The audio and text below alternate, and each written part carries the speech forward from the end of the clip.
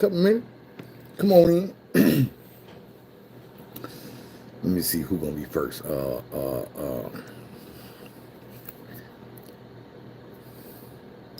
Two probably sleep, so he gonna have to wake up. Fearless probably gonna be first. I don't know. Let's just see. Pet pull up late. A lot of y'all like, you know what I'm saying? Mad vlogs, Sign Tiffany, Clean Base TV, where you been at for a couple days. Yeah, I've been missing some of y'all. But check this out. Let me give y'all another minute to go and get up in here. I see two popped up. Who is y'all? Come here, tell me who you is and where you from. Um, I got a few things we're gonna talk about. Nothing that I done did too much research on. But we're gonna start out with this family first. A little, a couple more y'all get in here. Damn, a couple more just popped up real quick. Y'all trying to get me started, huh? You know, I ain't gonna keep you waiting too long. I just be imagining people come in on the replay that ain't never been in before, and they're like, what the hell is this nigga talking about? So we're gonna get to it. Y'all know I've been going through this shit for the past few days with my family, with my sister. Um, Last night, kind of at the party and after the party, man, things started coming into perspective for me. And I was like, well, first of all, I'm gonna just tell you, I enjoyed myself at my nephew's birthday party. I enjoyed everybody that was there. It was a couple people there that I wasn't too keen on seeing. But once I seen them, I felt the same. But then they started hugging on me like they didn't give a damn. I hugged them back. Still felt some type of way. But as the night go on, I started feeling like I'm the only one who feel like this. They don't feel like this. They smiling, having a damn good time. I'm smiling unless I look at them and get to not having a good time, but that's me. What's up with it? So when my sister got there, she wasn't supposed to come, but when she got there, it was the same shit. And it was one point in the night, y'all probably hear it on the video where my nephew was like, man, don't be doing my TT like that. And a few minutes later, he said something about his little brother. And I was like, hey, bro, don't be doing my nephew like that. And he was like, oh, yeah, that's how you going to do me? And I thought about it. I was like, damn. We all family. We all see people in the family a different way. But that don't stop us from being family. And they going to never stop us from being family. The thing I had to do with my sister was I had to take a real live look at what I had going on and why I was in my feelings. And as y'all know, if you look back at the situation, it ain't got shit to do with my sister. Like, my sister ain't never, to this day, she ain't never maliciously did nothing to me to hurt me. Even that situation, she wasn't doing it to hurt me. I wasn't mad at her, I was mad at him. I was mad at her because he got to me through her. Whether it was on purpose or not, I know she didn't have nothing to do with it. And I got to thinking last night, this morning, I was like, man,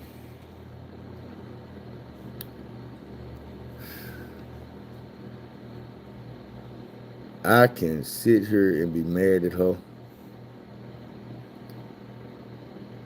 And anything that I say that I'm mad at her about is going to go back to him.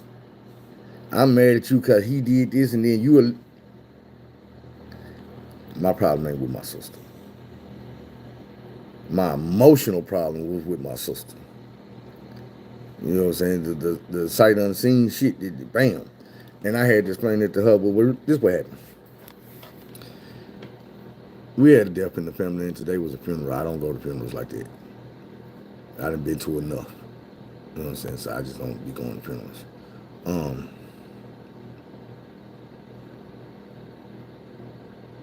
My sister was coming to get my mama for the funeral, and I heard my mama stumble or something in the house this morning. I was laying in bed wide awake, and I heard something like boom. She was like, "Oh shit, Mama, you all right?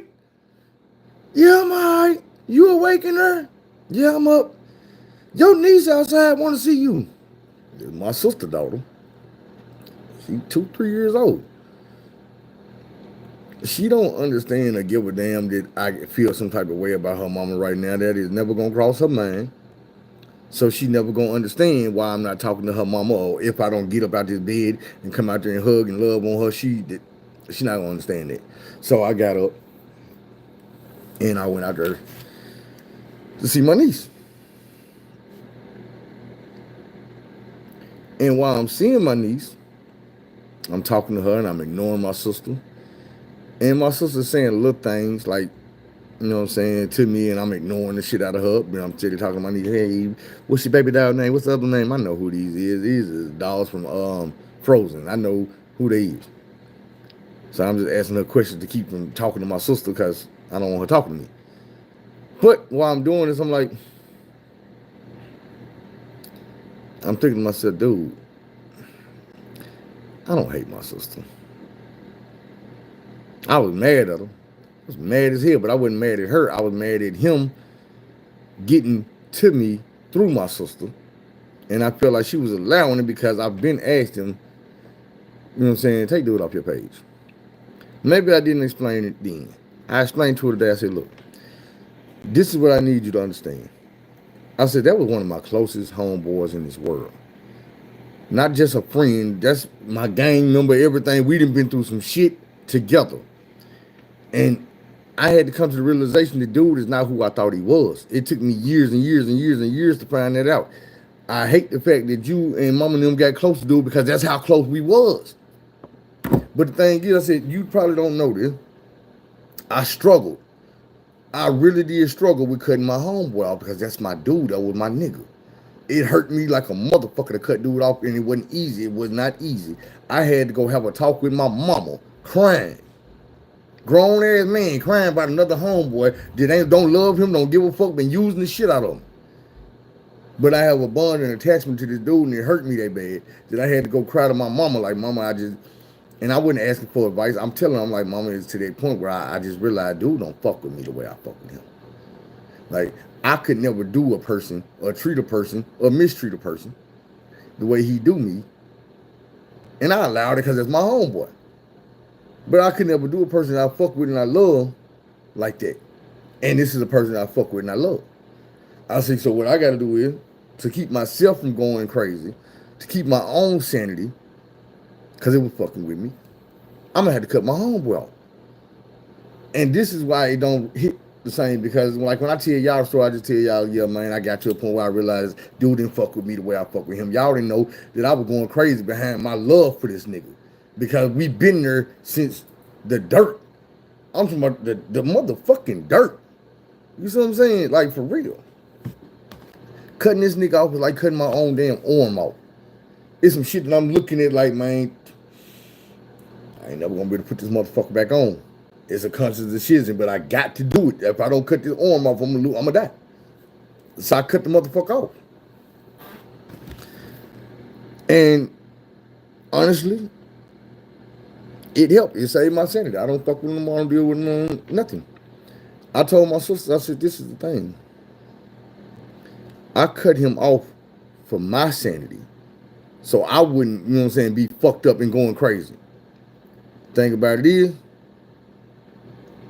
I knew better. And the thing that made me so mad was when I cut him off for my sanity, the very next day, he ended up in my house showing me the exact same reason, the motherfucking reason why I came to the conclusion that I had to cut him off. The nigga threatened my life with a gun in his hand. I didn't see that coming, but I saw it coming. I saw we was not at the point where we was never gonna get back to where we was. And it had shit to do with me. He changed. You know what I'm saying? He changed as a person. Why did he change? I don't know. But like I told y'all, the man changed his whole name. The man changed his first name. He changed his last name. Now, here go a part of the puzzle y'all ain't up on. A female that I used to deal with back in the past. We cool, and we kind of been chopping it up lately. So I was giving her this story, and she told me, she was like, "That ain't his name." I'm like, "Hell no, that ain't dude name. Dude name was such and such such and we grew up." So I got to going back through the story. I'm telling them, I'm like, "Look, dude changed his name." I said, "You got to realize, dude didn't love this woman he married. He didn't want to be with her. She was a one night stand. She started stalking dude. Dude moved out of, well, he didn't move out of his apartment, but he moved into my house, sleeping on my couch to avoid this woman that was coming by his house, knocking on his door, pulling guns on him, throwing shit, breaking windows out of his house." And then one day he came back home from work and told me he was getting married to the bitch. And I was like, hold on, time out, homeboy. The same bitch is the reason why you living on my couch? The one you don't answer the phone for and you've been avoiding? Now you talking about you fit to marry her? Bro, this morning you was on my couch hiding from her and you come back from work talking about you fit to marry her. Make it make sense. The only way I can make it make sense is, like I say, he changed his last name because he told me, this is what he told me. He said, "Bro, baby say we make more money with the business if people don't even tell we black. So I went and got a Jewish name." Bro, if you married a woman that think like that, now I understand why we not cool no more. You not cool with me no more because she told you that you can't be cool with Phil no more. That's a old hood ass, gang banging ass nigga. Nah, it's a real nigga. You're probably the realest nigga you ever had in your life. Thing is, I'm real because not only will I tell you the truth, I'm gonna tell you when I'm wrong. You don't have to come tell me I'm wrong. I'll sit back and think about the shit I say and the shit I do, and I will come back to you I'm wrong. I'm here making this video right now to tell y'all I was wrong. And even though y'all didn't tell me I was wrong, y'all the reason I realized I was wrong. I told my mama this. I said, "Look, I got too many people that watch me online. They listen to every word come out my mouth. And I tell them I'm not going to lead y'all down no wrong road. Not on purpose. So when I come to the realization, I'm telling y'all don't go down this long road, this wrong road, go down the wrong road, the long road. I got to do the same thing. I can't sit here with this behind my head and ostracize my family. That ain't even who I am. Family, we stronger together." And I had to tell my sister that I'm like, "Look, man, I only got one life. And every day that I spend unhappy with you or anybody else is just an unhappy ass day that's going to be on my calendar for my life. And I don't know how many days I got left on this calendar. And I want as many of them as hell to be happy. Many as possible. Be happy days, good days. Thing about it is, a lot of these bad days that we have are only bad days because we allow them to be bad days. We allow these days to be bad days because we wake up and we be mad at people. And I had to think about it like this. I'm like, man, you know, this nigga I ain't talked to dude in 3 years and he's still fucking my life up. He's still causing problems. He still got me going crazy. I'm the only one that can stop that. I'm the only one that can get up and walk in and say, "My sister, you know what, man? I apologize. Give me a hug. I love you. I don't give a fuck about what that nigga did or whatever the fuck he got. You my sister. You gonna always be my sister. Ain't no nigga fit to come between that. I'm sorry."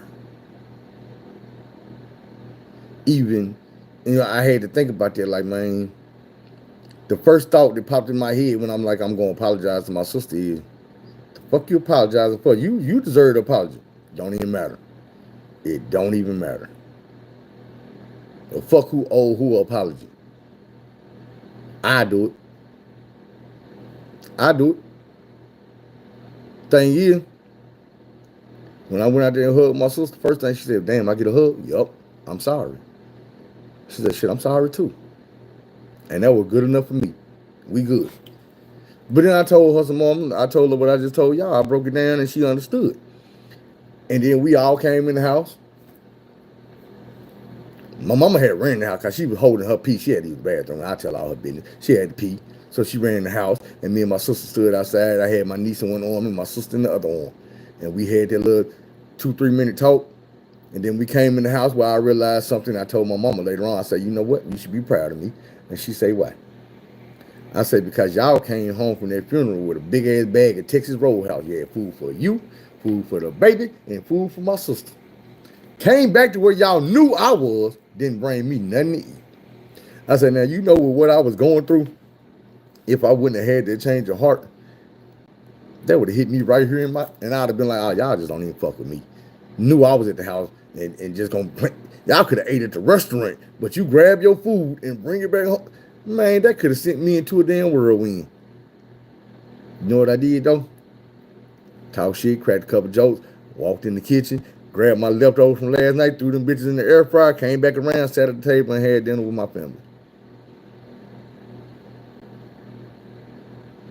It was only going to be a bad day if I made it a bad day. Yeah, I could have argued and talked to shit and expressed how I felt and took it personal. But for what? Just because you taking shit personal don't mean it's personal. Your reality is your reality. That's not everybody else's reality. You see what you want to see. When it's you just getting done bad, nobody can tell you how to feel, but you can't tell other people how they feel neither. The best thing you can do is either calm down and get a different perspective on it, or calm down and get away from everybody so you can change your perspective, but you can analyze what you did and everybody else's role. Or you can just get to a point and you say, you know what? It don't even matter. I'd rather be in a good mood. I'd rather be happy. I'd rather love you. I'd rather whatever than this shit.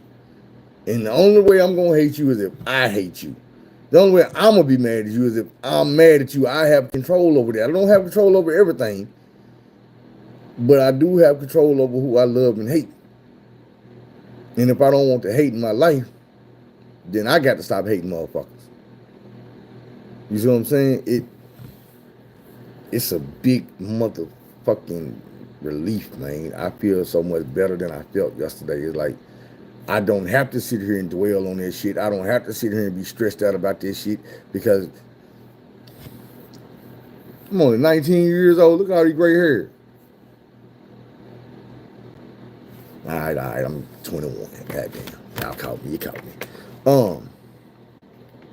But I'm just saying, man, you get to determine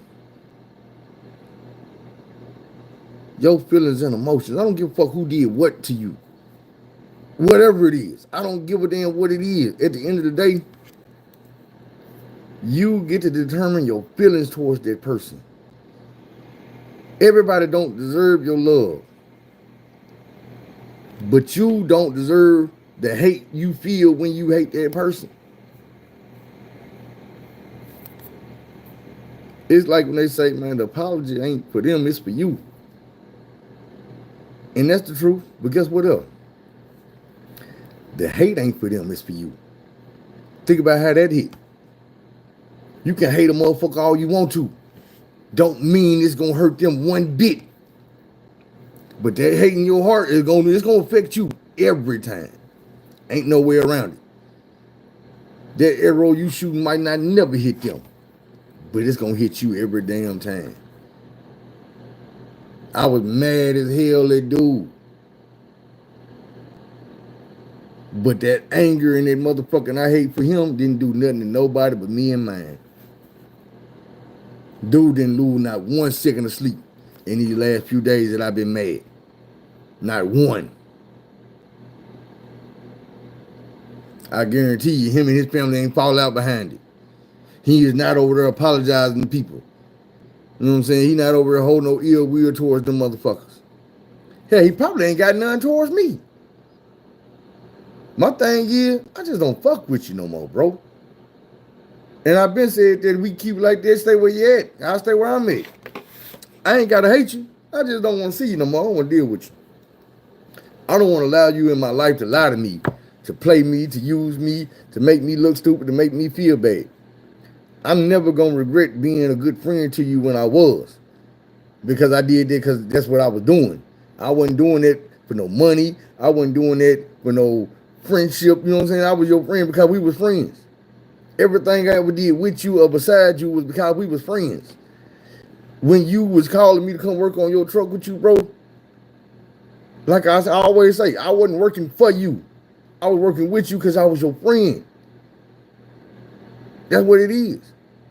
And even when I decided to quit working with you, it was because I was your friend and I didn't want to fuck with the friendship and I knew that's where it was headed. But the more and the more I thought about it, I said, you know what? I'm sitting here fighting and trying to hold on to a friendship that don't even want to be held on to. Like, it's minimal effort on the other side. I didn't have to get angry and mad about it, but I did for myself have to let it go.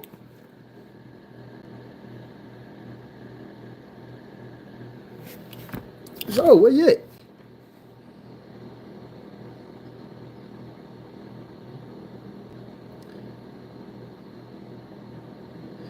Nah, man, we already back. That's what I'm talking about now, man. My sister came through here today, and I hugged on to apologize, and she apologized back, and we good. After she left, well, it ain't that she left. I came in here and got to doing something, and I got tired as hell. I went and took a nap. When I woke up, they was gone. When I went back in the house, they was asleep. My mom was in one room, sleep. She was on the couch, sleep. Wasn't nobody moving with my niece. Yeah, I had to apologize to her, like, baby girl, I'm sleepy.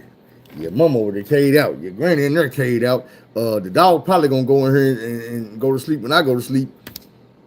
And shit, have at it. Don't tear nothing up. Don't trouble nothing sharp, and don't leave the house. She climbed on her table with her food and her tablet. She's a good kid, so I really wouldn't worry about it. Man, it was a little something. They had the after party at his crib. What they really were lit. And the only reason I didn't go,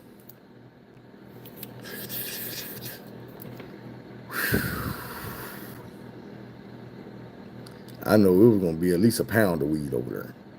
At least a pound. Good shit. And I'm like, boy, I'm about 9-10 days in. I'm good. I'm not going over there.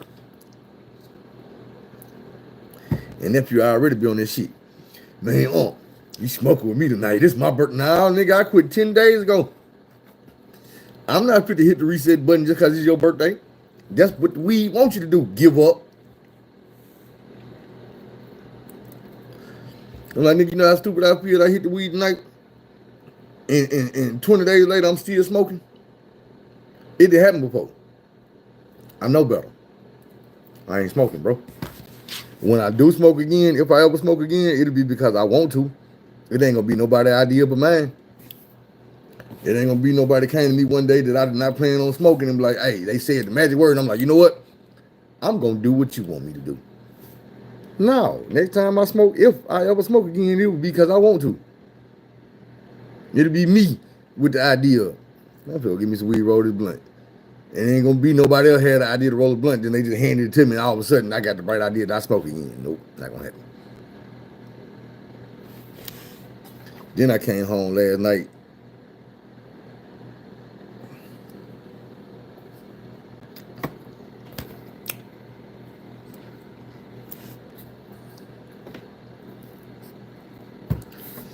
Stopped by the liquor store.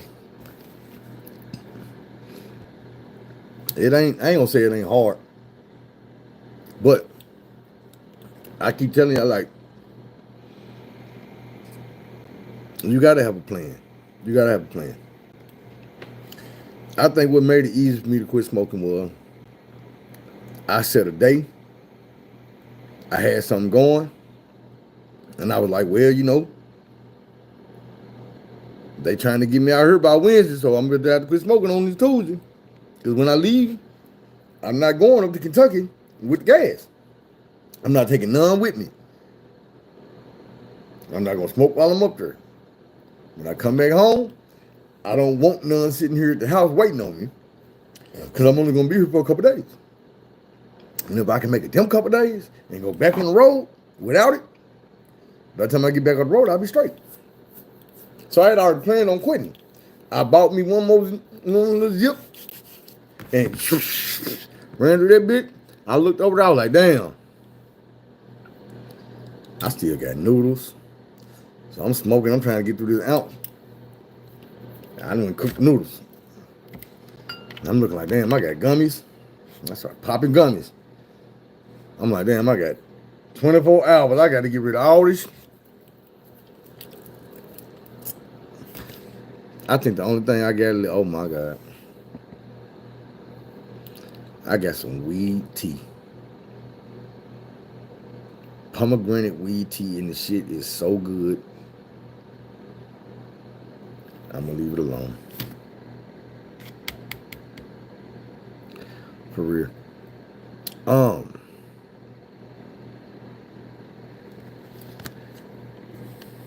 A couple other things I want to talk about, man. I want to talk about the music business.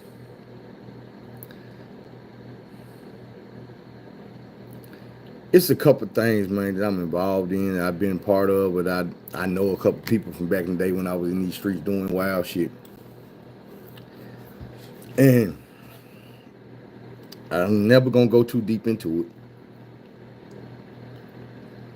But Young Jeezy, Jay Jenkins, I try to explain to people, like, I seen something and they was talking about the Tiny Desk shit, and I was like, man, y'all mad because he didn't have street people in there. I said, them motherfuckers in there is just like him. He not a street nigga. And I know a lot of people argue with me.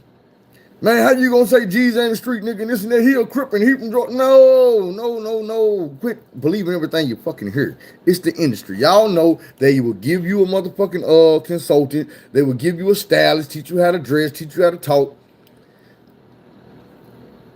When the world first was introduced to Jay Jenkins, Young Jeezy, this nigga had a strip perm, like a straight, you know, your hair be straight, your little afro. He had one of them. He used to wear bright ass colors, bright orange, bright green. Y'all remember that Atlanta shit from way back in the day. He was doing that shit after the back in the day shit. Big ass jerseys, like that type of shit. The nigga voice was squeaking like this. I know y'all can't picture Young Jeezy's voice being like this, but he be rapping, his voice be loud, and he sound like this, like a little kid. Y'all ain't never heard that shit. You maybe have. Some of y'all have. I ain't gonna say you haven't, because some of y'all have. The shit is on video. This ain't no shit that I just got to tell you. You will never be able to find it. You will never be able to see it. They got the videos up. I can't think of the name of the song, but it's a snippet. Shit, type in Jay Jenkins Country Boy snippet. That ain't the name of the song, but that'll pop the goddamn song up probably. And I'm trying to tell you, I'm like, do y'all not realize? Like, even if you listen to the BMF story, they tell you, if you know the BMF truth, then you know ain't nowhere in hell Young Jeezy has ever sold an ounce of weed around BMF. Come on, bro. The big homie has rules. He was very smart, and the whole reason for you and Blue Da Vinci and other rappers was to rap about selling dope, to be real flashy, big money, big cars, big jewelry, big time dope boy, because Meech was already being watched. So Meech was smart enough to say, you know, if you're gonna watch me, I'm gonna give you something to see. I'm gonna floss in your face. We're gonna talk about selling all this dope. We're gonna be clean as hell. We're gonna pull up at the club 150 deep. Y'all gonna watch us. The feds gonna be on us when we leave the club. Y'all gonna be on us, and all you gonna see us do is go back to our mansions. You're gonna see us fucking hoes, spending money, all this shit. But what you never gonna see is these motherfuckers you following just talking about this dope, touching dope, selling dope. Everybody know it was two BMFs. Rap BMF, talked about selling dope, business BMF, wore suits and ties with nerds, made money doing exactly what they never talked about doing, and these niggas made money doing exactly the opposite of what they talked about doing. Now, if Jeezy was a real dope dealer, that would mean Meech ain't that damn smart. You went and got a real drug dealer to talk about drugs on your record label. No, nigga, Meech was a genius. He went and got squares, dressed them up as drug dealers, as gang members. Listen, Young Jeezy listen, them niggas never sold dope. Blue Da Vinci sold dope one time and got caught He was not supposed to be selling dope. That's why he got on him. Because under direct orders from the boss, you do not touch this work, my nigga. That's how we all stay straight. You got a purpose. It's to make the feds watch you. Make the feds pay attention to you. So they never see the niggas that's over here selling work. They watching you niggas, and you niggas ain't doing shit. They following them Bentleys. They following them Raris around. They following these motherfucking Aston Martins, these Maseratis. Nigga, they following these cars with these drug dealers in them, but these niggas ain't dealing no drugs. Why we can't catch them dealing no drugs? Because big homie told him, bitch, you better not ever. Bitch, that's not what you're here for. You're here to talk about it. You're not here to do it. Because they gonna follow you, and they gonna watch you. They gonna investigate you, and they gonna pull your ass over, and they gonna try to get you to talk. But guess what? If you ain't never did nothing, you ain't got nothing to talk about. And when they let you go, they gonna like, damn, these motherfuckers outsmarting us. Right, because they gonna stay on your trail, and they still not gonna find shit. And then they gonna move the blue trail, and they not gonna find shit. And then they gonna watch me, because I'm out here talking about it, but they not gonna find shit. It was two brothers. One of them was a street nigga. One of them loved being flashy, loved being in the club, loved driving them cars. And then one of them was a business nigga. Suit and tie, loved to handle business, loved to be in the background. It was two BMFs, my nigga. Let me tell you, Jeezy was on the rap BMF, not the dope BMF. Now, let's break it down a little bit more. That's just how you know the nigga wasn't selling no dope. This is how you know the nigga wasn't no Crip. Type in Crip music video Jeezy. You're going to see a video of him in Duncanville, Georgia, where he's supposed to be from. Everybody blue ragged up. They got the cars out there with the blue rag on the rag top. Everybody got the blue hats, blue shirt, blue jeans, blue everything. Everybody hat cocked to the motherfucking left. Except one fake ass, fraud ass nigga. I want to know, how are you in a city full of Crips? If you ain't from the hood they from. And if you is from the hood they from, how do they all know real Crips bang to the left and your ass in a music video with the same niggas 100 deep banging to the right? It don't work like that, my nigga. You not no real Crip. You can't be. Not like that you can't be. You repping wrong in your hood, around your hood, and ain't nobody pull you to the side. They do. I'm gonna be real. You letting them in your music video so ain't nobody gonna check you. Hey, nigga, you can turn that motherfucking hat around, cuz. Man, that's Jeezy. What's up, Jeezy? Shit, ain't nothing. What's up? Yeah, man, appreciate y'all for coming to the video. You know, I got y'all, man. Throw y'all a little something, man. Make me look good. How that sound? Now, I'm pretty sure if you look, if you search, you can find a prominent, somebody that you know from being BMF, not a nigga like me. Somebody that you know from being BMF saying, man, Jeezy wasn't really BMF. Dude used to be at the club hanging around outside. One day we was going in and the nigga was hollering at us, man, and Meech let the nigga come in with us. The nigga came to the section and the nigga ain't never left since then. He been following us around, pop up at every goddamn club we at, and the motherfuckers got to see the nigga around us. Fuck it, the nigga rap. Meech's gonna put the nigga on with the rapping to do what all the other rappers was doing. Think about this. Even Gucci Mane will tell you, when he was rapping, he tried to get with BMF, and they told him, nah, bro, you be doing too much. Jeezy don't be doing shit.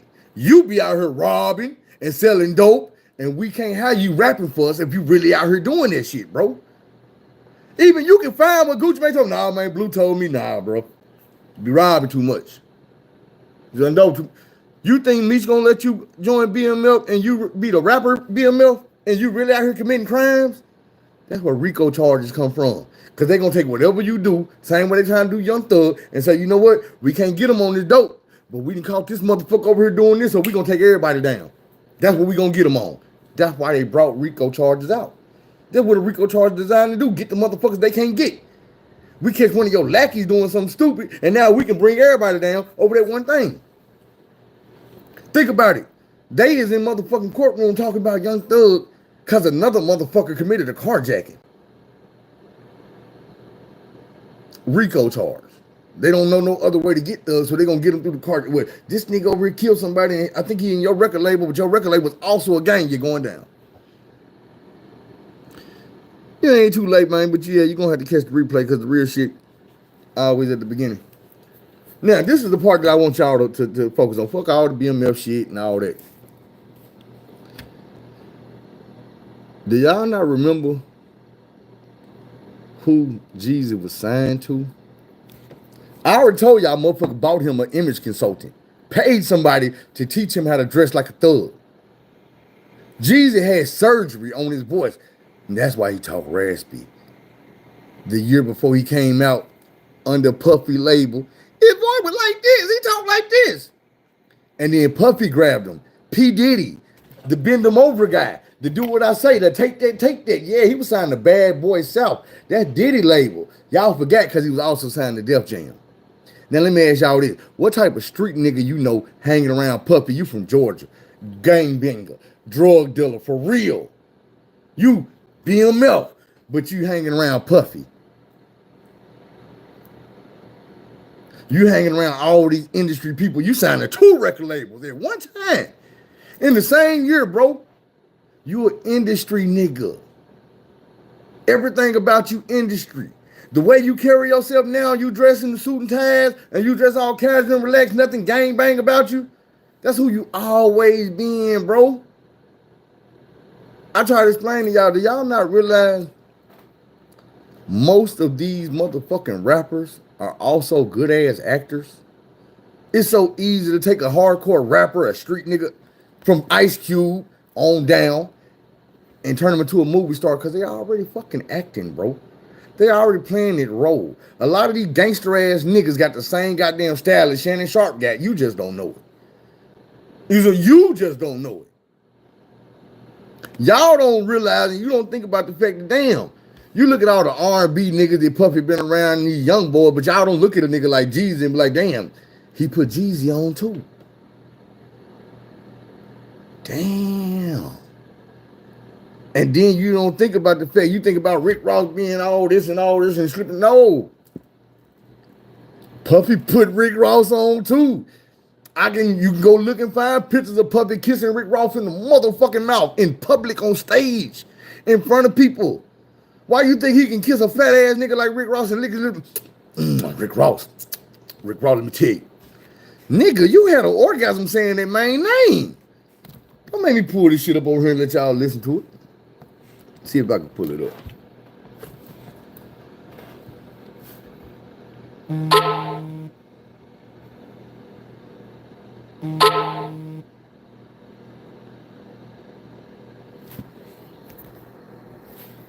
Pretty lady texted me.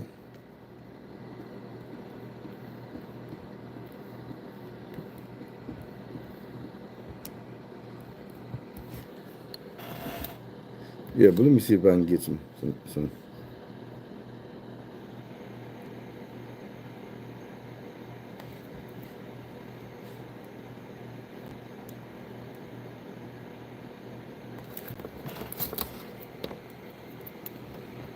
Y'all can go watch the videos and shit yourself.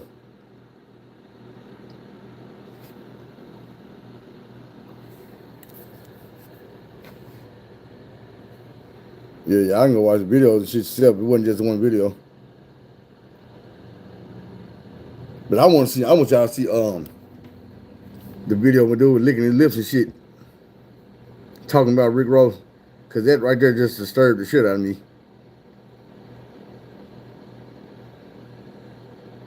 And it's like, Puffy always threw them hints out there to let y'all know shit. I'm gonna read that comment in a minute.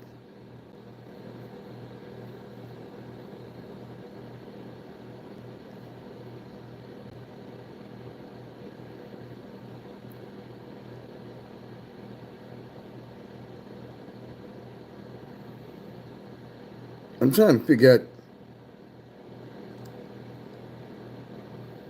I wish I could find this shit. I ain't finding it right now, but I wish I could.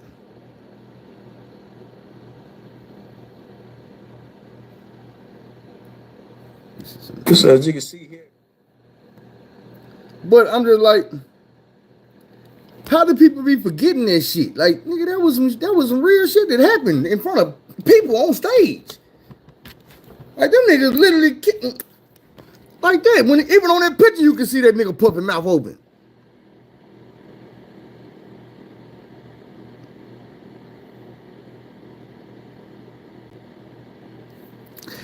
That's the thing about Dolph. Dolph wasn't married with kids. I posted something on my page today on Facebook. I'm gonna show y'all this, y'all.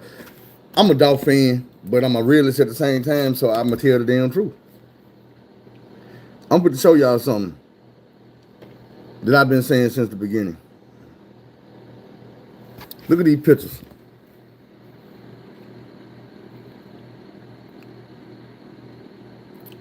I'm going to read what they say. It say, when you come for the king, you best not miss. Explain it to yourself. I've been told y'all, straight drop watch Dolph climb to the top by going at the king.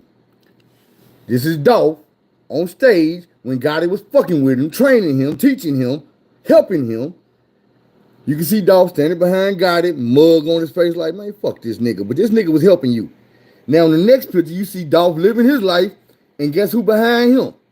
The nigga who tried to take him out. Well, the nigga who took him out. That straight drop. On stage with Dolph. Right there. Same shit. And what I said is,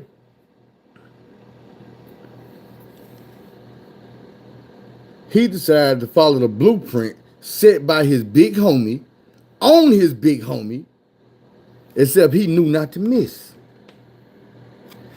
Dolph came up under Yo Gotti and then acted like him and Gotti like they was never on. Gotti did not help him get on. He always mentioning, man, Gucci, man. Gucci came to town. I was performing for Gucci.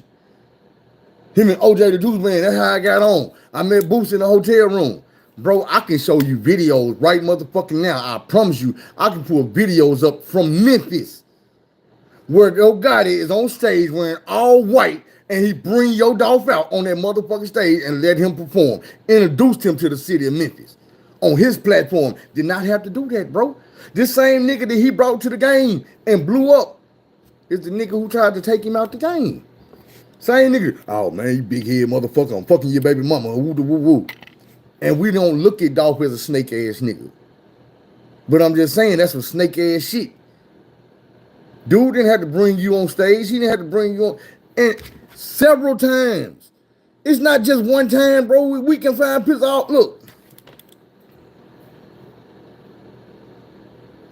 Well, YouTube, just type this shit in. Yo Gotti brings out young Dolph.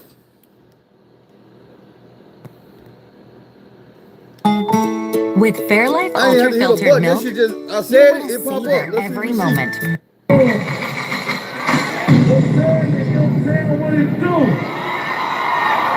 These motherfuckers out here forgot it.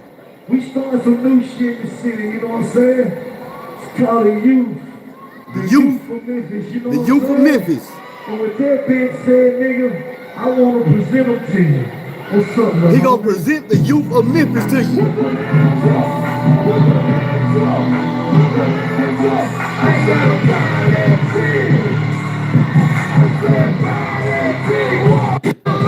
Zed Zilla, first youth of Memphis.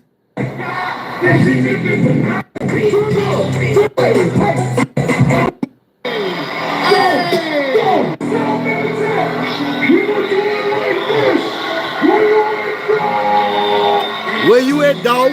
Now look how Dolph come out. No jewelry, no none of that.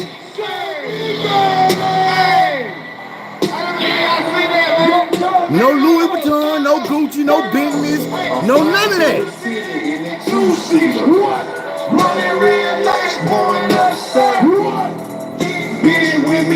Gotti and Dolph. You ain't never seen this shit before.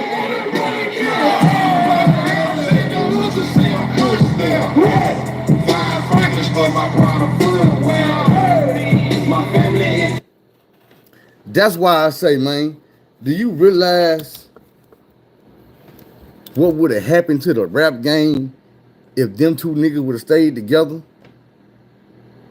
I told y'all they should have came out with a motherfucking record label called Kings of Memphis and put everybody in Memphis together on compilation albums. Don't give a fuck where you from. If you from Memphis, come fuck with this record label, do music with everybody in Memphis. Me and Gotti and Dolph gonna promote this shit. Everybody in Memphis put to eat. The whole world gonna listen to your music because they gonna listen to his music, and they gonna listen to his music, or they gonna listen to my music, or whoever music, but they gonna hear you too. Because everybody put to do this shit like No Limit used to do it. One record label, one album, but everybody on there. So no matter who you is, if you on this record label, you gonna eat. Because a nigga gonna buy your album to hear Mystical, or they gonna buy your album to hear Mia X, or C Murder, or whoever their favorite person is. A nigga gonna buy Straight Drop album because they want to hear Dolph on it. They want to hear Gotti on that motherfucker. Zed Zilla on that bitch. Black Youngster on that motherfucker. Finesse 2 times on that motherfucker. Goddamn me. Pooh Shiesty on that bitch. Big 30 on that motherfucker. You see what I'm saying? Every album got all these niggas on the Memphis take over the rap game. But the thing is, they rather keep a motherfucker beefing, man. We family. We stronger together. See what I'm saying? It's different with them because that's on some personal shit. You know what I'm saying? The way I see it is Brazy reached out and looked out for Finesse 2 times when Finesse 2 times was in a fucked up situation. On top of looking out for him monetarily while he was locked up.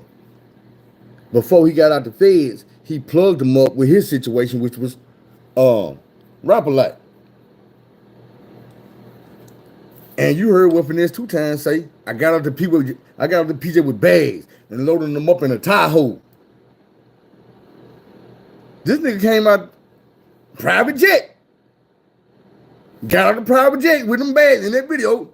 Loaded them up in the Tahoe waiting on Jay Prince Jr. and them. But Honeycomb was their artist first. When he got out of prison, he pulled up in an SUV and it was 3-4 of his family members waiting on the dirt road. Wasn't no motherfucking private jet. Wasn't no motherfucking Jay Prince and them. They had sunk all their resources into Finesse. A nigga that he brought to them. And Finesse was like, hey, my nigga, I ain't got nothing to do with that. Nigga went back to jail. Finesse was like, damn, nigga, I ain't send you back to jail. That's what I was supposed to do. Man, I'm over here doing these shows. I gotta get to the money, bro. My life, I got a king with me. I gotta do this and that. And Brady's like, oh, yo, well, fuck you 2 times. I can't just pick a side or nothing because I don't know all the inner workings in it. I don't like picking a side in the Dolph and Gotti shit because I fuck with them both. But I'm gonna call a spade a spade. Dolph was wrong. I still fuck with him, but he was wrong. Like it get deeper than that. It's like just like the Grove Hero situation. I didn't even know with Grove Hero, the comedian with the fucked up hand and shit. I didn't know. I heard this out of his own mouth. He was like, man, you know, I was with CMG first.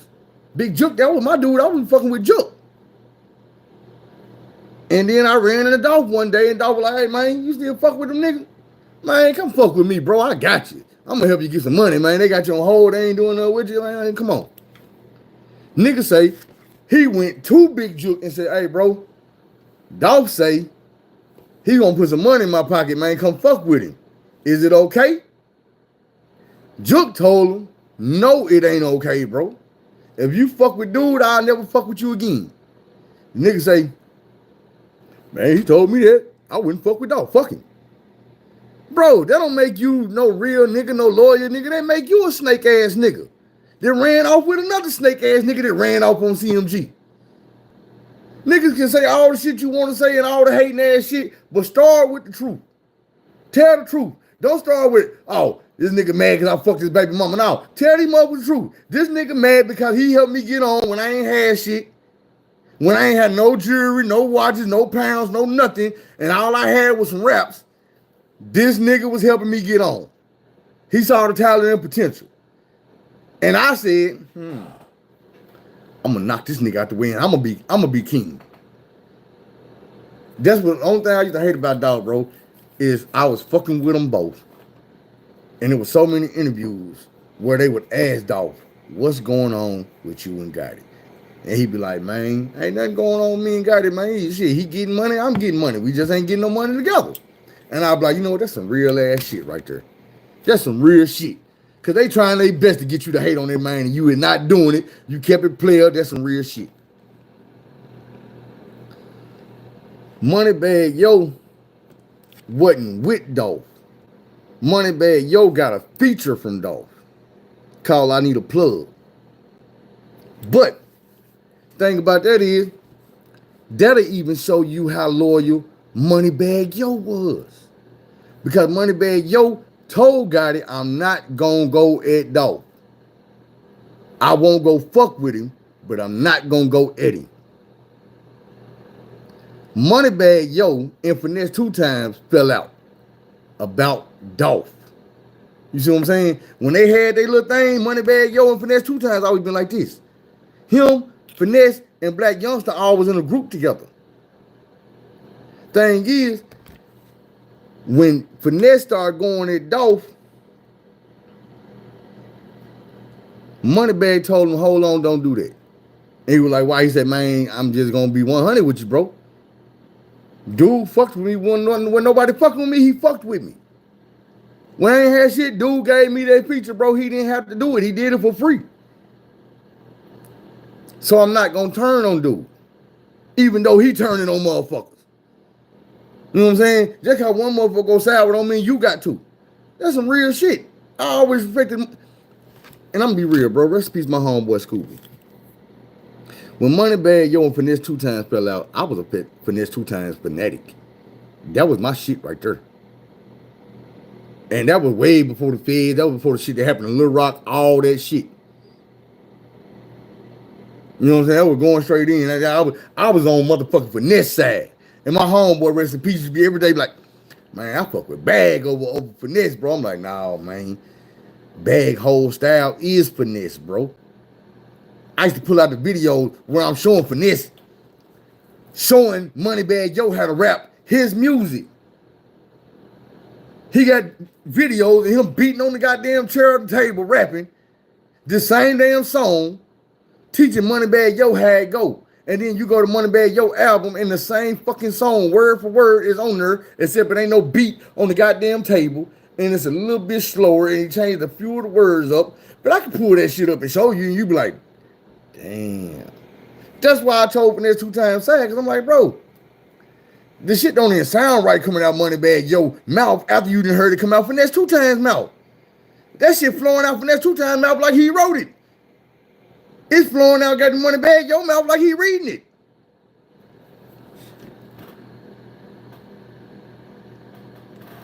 Man, bro, this is why I knew it wasn't over for him. Because the shit y'all heard, I knew he didn't do. Finesse 2 Times wasn't even being accused of that shooting shit in Little Rock. He can lie and rap about it, and the judge did this. Man, that judge ain't did that to you in Little Rock. Nigga, you went to prison on a motherfucking replication, my nigga. You was on a replication, bro, for the shit that happened in Alabama. You got into some bullshit down here in Arkansas, and it wasn't murder shit. The 28 people that got hit, mass shooting, that wasn't you, bro. There was a beef between a Blood family and a Crip family with very famous names. Everybody around here know them. We know the beef. It's famous people involved in this shit and everything. I'm not going to say no more than that because I will have somebody locked up. But I'm just saying, bro, it wasn't nothing to do with you.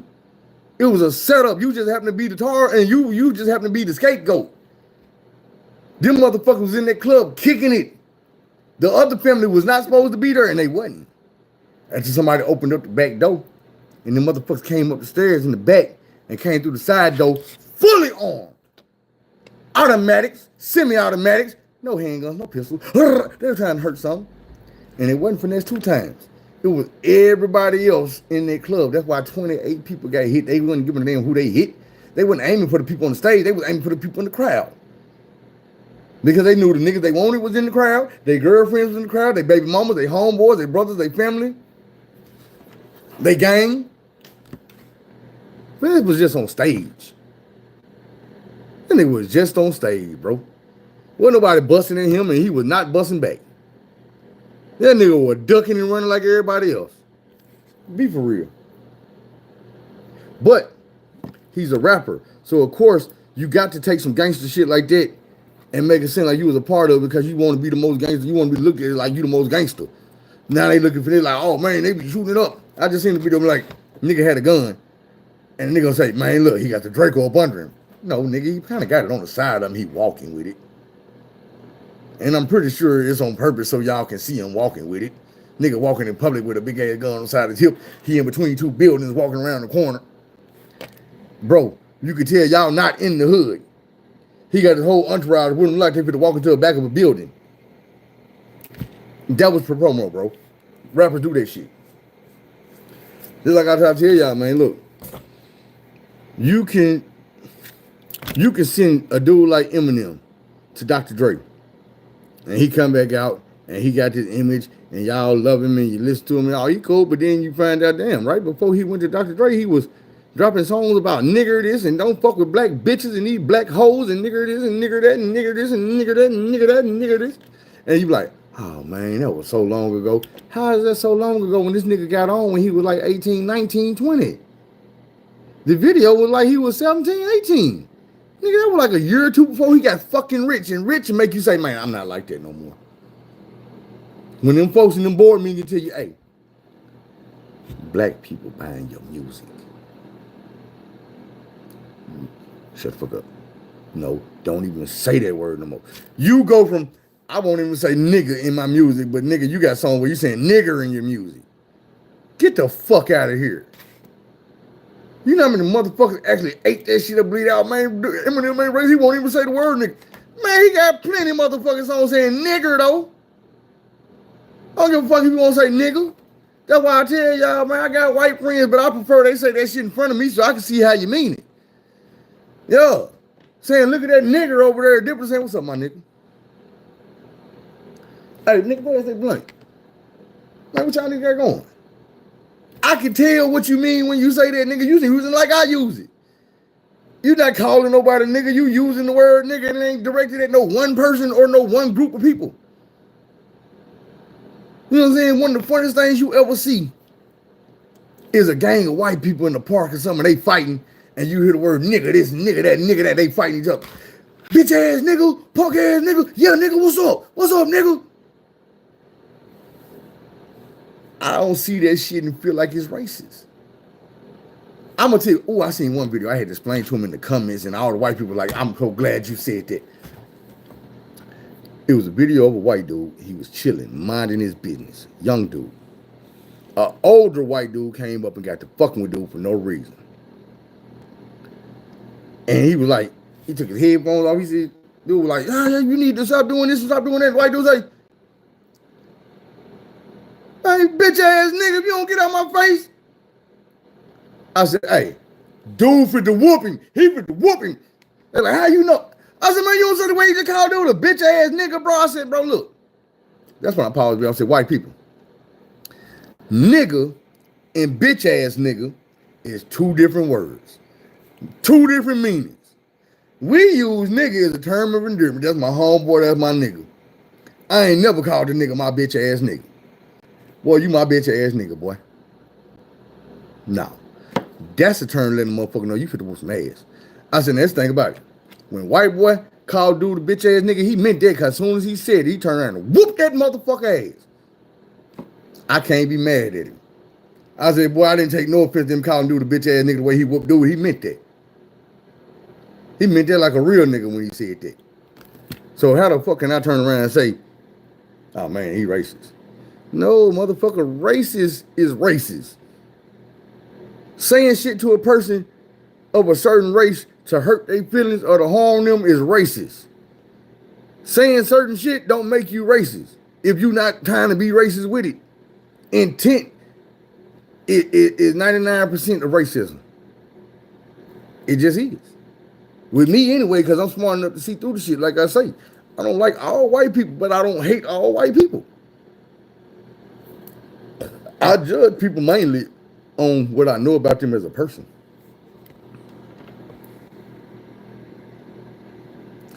Bro, look, listen, the same way they told us Jay-Z was the best and he's the god of rap, and they told us the same shit about Eminem, I said this here. How? Eminem works for a record label that buys his albums. white people in the suburbs in Utah buy his albums. That's why he's so fucking sold out. The white kids, they don't even listen to rap, will buy him just because he's white. But I have never been in a car and heard somebody playing Eminem. I have never been standing outside and a car come running down the street bumping and it bumping Eminem. I've never been in the club and anybody requested Eminem. I've never turned on the radio and heard somebody call in, man, can you play that new Eminem? That's how you know he's not as big as they made him to be. You're just not, bro. But like I say, you have people behind you that will do whatever because they gonna make that money. Listen to me, y'all. When you hear these artists tell how little money they get and how much the record label make, don't it make sense that the record label would make you think that this person is whatever the fuck they got to make you think for them to get the type of money they gonna get off this nigga? Yo, why do you think Jay Prince will tell you in a heartbeat, bitch, you better not diss Drake? Pusha T, you better get up off of him. Because he's one of the people eating off Drake, bro. Drake make him so much motherfucking money, you better not. You better fucking not. I keep telling you, Drake one of them. One of them guys. Religiously, ethnicity, all of that. He's in there with them. He's not from here. They took an actor. What I tell you, they took an actor, a nerdy ass actor with glasses and curly ass afro. Bad breath, no game. What's up with this? You done seen this dude talking to females and they're like, you done seen this dude talking to females and they curved and they're like, dude, I know who you is, but you lame as hell. He's steady doing lame ass shit. It's like, it's the reason you got babies by strippers and motherfucking porn stars, bro. Not regular real women. Super plant. The biggest plant, bro. He's one of them. They run the rap game through him. Think about it. All the niggas in the rap game and the most successful rapper is one of those guys. And I'm not talking about a white dude. Because Drake ain't a white dude. But he is something around with the word dude. Ooze. The secret of the ooze, goddammit. Yeah, he's one of those. And it just so happened to be so ironic that they found a way to be the head of hip hop, to be the biggest selling hip hop artist, to be the biggest selling R&B artist. Come on, how y'all do this, man? Give us our shit back. Can we have our shit back? Like, come on now. Give a damn where's daddy from. He not. Give a damn where's daddy from. Obama daddy from Africa. He not. Because if he was, then he would have never been the president of the United States of America. You know what they told him? His mama from Kansas. I'm going to call him Kansas. His mama from Canada. I'm going to call him Canada. The nigga was born in Canada.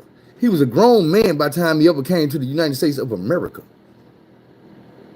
He didn't come down here and move to Memphis. He didn't come down and do the Memphis shit. The only time you seen that nigga in Memphis, he went down there to goddamn me culture vulture. And if you don't know what the culture vulture is, I'm going to tell you, it's two of them in the industry. The very first culture vulture we had was a nigga by the name of Sean Carter, Jay-Z. Culture vulture is a nigga that gets old, but you don't know it because he attaches himself on to whatever hot and whatever young, new, and fresh to stay relevant. The first time Jay-Z did that was with Juvenile, when Juvenile came out the gate and sold 4 million motherfucking albums. He was unheard of, nobody knew him. Cash Money did not fuck with outsiders back then. The only outsider they had ever fucked with to that day was Bun B, and that's because they brought Bun B in to help articulate Lil Wayne and Turk in their deliveries and their flows. That's what they was hired for, and that's what he was getting paid to do with Cash Money, Bun B. Jay-Z, on the other hand, heard a song, seen a song go to #1 in 2 days, and was like, man, they got an instrumental of that? Nah, they ain't got no instrumental. Shit, can you recreate an instrumental to it? Shit, I can try. He got close. Jay-Z said, close enough. I'm going to the booth. I'm going to rap a verse. He rapped the verse on it, dubbed this shit, recorded this shit, mixed and mastered this shit, and sent it to Cash Money like a gift.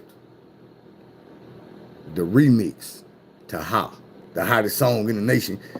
You don't know these niggas. These niggas don't fuck with you. They never fuck with you. They don't bump your music and none of that. But since you a New York nigga, they did exactly what you wanted them to do. Say, damn. If we do put out the song with Jay-Z, we gonna start getting played in New York. No, nigga. If you do put out, you didn't realize that song was bigger than fucking Jay-Z. Nigga, that song was gonna be getting played in Barbados 20 years from now. This album, and not the song with Jay-Z, nigga. You made a classic album. He needed you. You didn't need him, Juvie. Trust me. That album, back that ass up, all that shit, still better, selling more than anything Jay-Z had out at that time. It ain't not one goddamn song Jay-Z had put out before he got with you that's still around here bumping like that. Not even Dead Presidents, and he used Nas. He culture vulture Nas on that one. Yeah, the most famous song that he want to get back. I'm out for presidents to represent me. Nigga, that's Nas' voice. What Jay-Z say? You made it a hot line. I made it a hot song. Nigga, it really wasn't a hot song. Nobody to this day that I know knows that song but me. And the only reason I know the song is because I'm a fucking hip-hop head, nigga. I listen to every damn thing. But, like I said, Jay-Z has did that, and he steal people flows. You can go album by album and see who Jay-Z got around him and listen to how he sound. Jay-Z's current flow and the flow he been riding for the longest is Young Chris from the Young Bucks. Chris and Neef. Young Chris and Neef Buck. Young Chris is who flow that nigga got. That boy cold. Go listen to Dude. Some of Dude's shit, and you gonna be like, oh yeah. And then think about this. Listen to his shit and compare him to Jay-Z, and yeah, they rap alike. Thing is, this is the only way this nigga's ever rap. Jay-Z started out a tongue twister with the fast flow, trying to rap fast, trying to say everything fast. That was Jay-Z shit. That's how he came out rapping, only because that was Jazzo flow. And Jazzo was his mentor, so he copied his style first. And then he got with Big Daddy Kane, started copying Big Daddy Kane style. And then he got over here and got to copying this style. And then he got Beans. He got all these people's styles in his repertoire, but none just his. Like, none is his. Somebody else had an argument last night. They were talking about, man, do you think Jay-Z would be as big as he is now if Pac and Big would never die? I said he wouldn't exist. You got to realize, the only reason we know who Jay-Z name is because Tupac dissed him. Nobody outside of the East Coast listened to Jay-Z, heard of Jay-Z, was fucking with Jay-Z until goddamn me Tupac said Jay-Z. And everybody was like, who the fuck is that? And they were like, man, that's the nigga Jay-Z. Who the fuck is Jay-Z? People started going to see. And even then, Jay-Z wasn't taking shit back. He was not retaliating, wasn't dropping no hot music. Go look and see what year he got on, because Tupac died in 1996. Go look and see what Jay-Z was doing before Tupac died. Plaques, awards, anything. Acknowledgements, features. Tell me. He was rapping. Jay-Z been rapping since he was a child. I know y'all like to think Dope Boy down in VA used to dribble down. No, sir. Nigga, you was literally rapping as a fucking child. You were literally on tour, on stage with a microphone in your hand, 15, 16 years old. Don't tell me you was around here, Dope Boy, moving all this shit. The only people I really heard you say that and heard say that about you was the niggas that you pay. I heard Memphis Bleak say it a bunch of times, but that's a nigga that's on your payroll. You see, when the story get told about the money man, that was Kareem Biggs. Burke had the money. The connections, the one who the fly guy that knew everybody, well, that was Dame Dash. The nigga who could rap, that was you. Put all three together, Three Headed Monster, started a record label. Surprisingly, you wasn't paying for shit. Mr. Dope Boy, you wasn't paying for shit, but you had all the money. 18, 19 years old, you had 100,000 in the, you know what I'm saying? All in the dresser, the closet full of money, all the shoe boxes full of money, nigga, the nightstand, all that full of money, just $100 bills. That's the story they tell us. But you got to think about it, everything we've ever heard about Jay-Z been a lie. Am I lying? I've been telling y'all that the man was with them kids. And people act like they don't remember how old, or should I say how young, his wife was when she was just his friend. Back before they would ever admit that they was liking each other, they was in a relationship, when they was going on motherfucking yachts together overseas, and she was underage, and people was all in her mama and them facing her dad. Why y'all letting y'all underage daughter go across seas, across the other side of the world with this grown ass man? No answer, no question, no comment. Stick the microphone in the dude's face. What's going on with you and that little girl? Oh, we just friends. Stick the microphone in the little girl's face. What's going on with you and that old ass man? Oh, we just friends. Happy 18th birthday, young girl. What you gonna do? Me and my friend decided, since we've been friends so long, we gonna try a relationship and see how they go. The day after your 18th birthday, you gonna try a relationship with this man you've been running around with for 2 years? Now all of a sudden nobody can show no pictures of y'all running around. All the interviews where they used to ask y'all what's up and y'all used to be like, we just friends. All that shit that been scrubbed from the internet, and they say they got married when she was 21. Bitch, no. I'm 42 years old. I was born in 1981 in September. Guess who else was? Me and Lil Wayne and dude wife. We all the same fucking age. So you don't get to change your age and act like you older, or you. I know when I went to prison, I got locked up at 18 years old. You and that man had been together when I got to prison for a long time. Y'all was together when I was in the military. I remember all this shit. I remember when y'all dropped me and my girlfriend, because I was like, hold on, you and your girlfriend stealing your enemy music and trying to make a hit with it? What part of the game is that? You a real live culture vulture, nigga. You will suck any nigga motherfucking energy off of him. Even the dead man. You know that nigga didn't fuck with you. Who the hell gave you clearance to even... You had to get clearance. Who did you pay to get clearance to use a Tupac sample, nigga? Everybody know Tupac didn't fuck with you. Everybody know that. Everybody.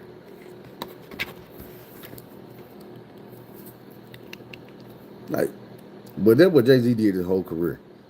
Dude done used so many motherfucking Jay-Z lyrics. I mean, so many Tupac lyrics, so many Cameron lyrics, so many Snoop Dogg lyrics, so many Biggie lyrics.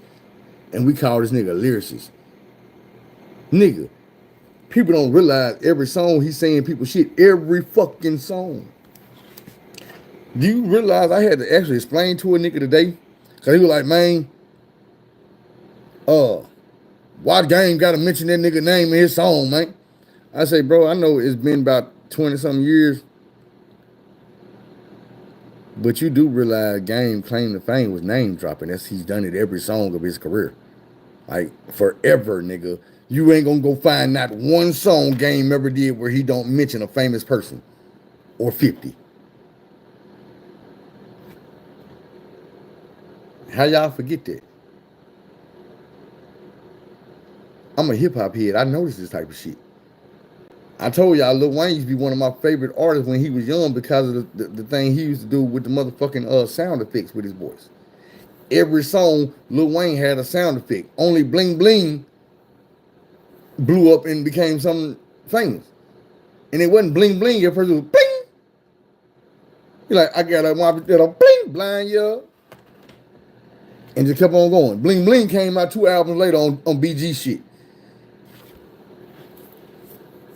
He said that the first time it was on one of the big time albums. The second time he said it was on the Hot Boy album, Neighborhood Superstar Blues, either number 4 or number 5 on the Hot Boy album. For sure, for sure. Another thing about me and the family getting together, man, I had to realize not only did I be in front of y'all running my mouth, so I got to goddamn me, I'm be on some real shit, and I got to lead by example. But I also have to realize that I'm the man of my family. I'm the man that my little sister got, my big sister got. I'm the man my mama got. I'm the man my nieces got. You know what I'm saying? My sister married, so yeah, she got her husband and my niece got her daddy. But at the end of the day, she got me too. And this family, I'm the head man over here. I'm the dude. You know what I'm saying? So I got to man up. I got to get over my motherfucking emotions, and I got to lead by example because all these women in my family, even if they don't just depend on me, they still gonna look up to me or they gonna look to me at some point. So I got to sacrifice. Sometimes I got to sacrifice more than I want to, more than I can, just every damn day, and I don't feel like it. Like I told my mom, I'm like, man, look, I'm doing what I'm doing for you because I'm your son. I understand that it's a lot of sons that would have faltered. They'd have been like, nah, I'm not going to give my life up, mama. I ain't got no kids, I ain't got no wife. I'm not going to move in the house with you to make it hard for me to get some kids and a motherfucking wife. All the money I'm making, I'm paying your bill with it. I can't even run the house the way I want to, but I'm paying all the mortgages and shit. And I'm like, man, so what, nigga? The shit got to be done. And it's still your mama, it's still her house. Let her run her house. Just because you helping her to keep it, nigga, you the son, that's what you doing. But it's still you helping her keep her house. Now, if something happened to her, yeah, it's gonna be your house, and that's when you run shit. But to the end, just play your role, nigga. You the son. Play the motherfucking son role. And shine. Like the son do. So, that's where I'm at right now.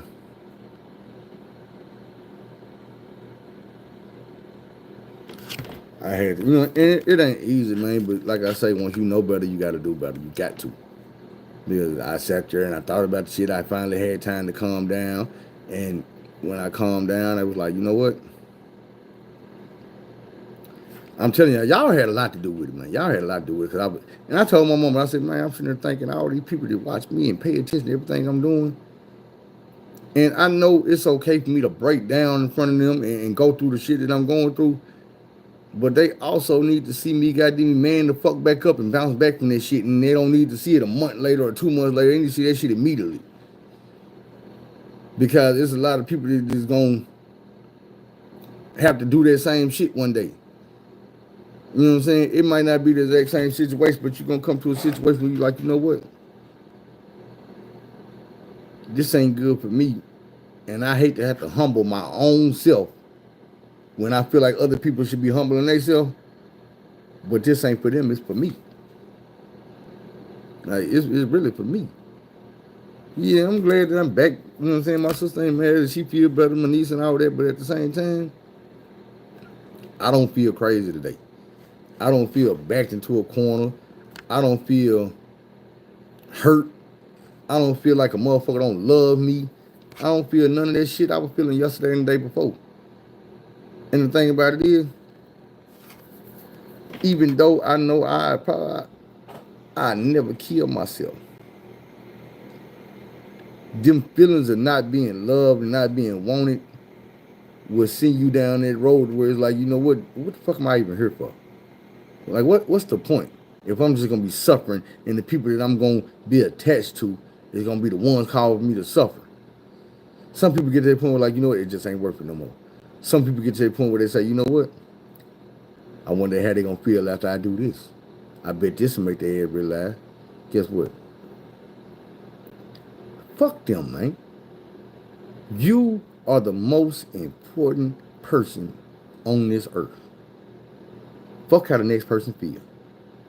Fuck them. If they ain't with it, they lost. But at the end of the day, maybe they doing what they doing because to them, they are the most important person in this world and they don't want to put up with your bullshit. You got to allow people to feel the exact same way you feel. That's one you can take and you can live with.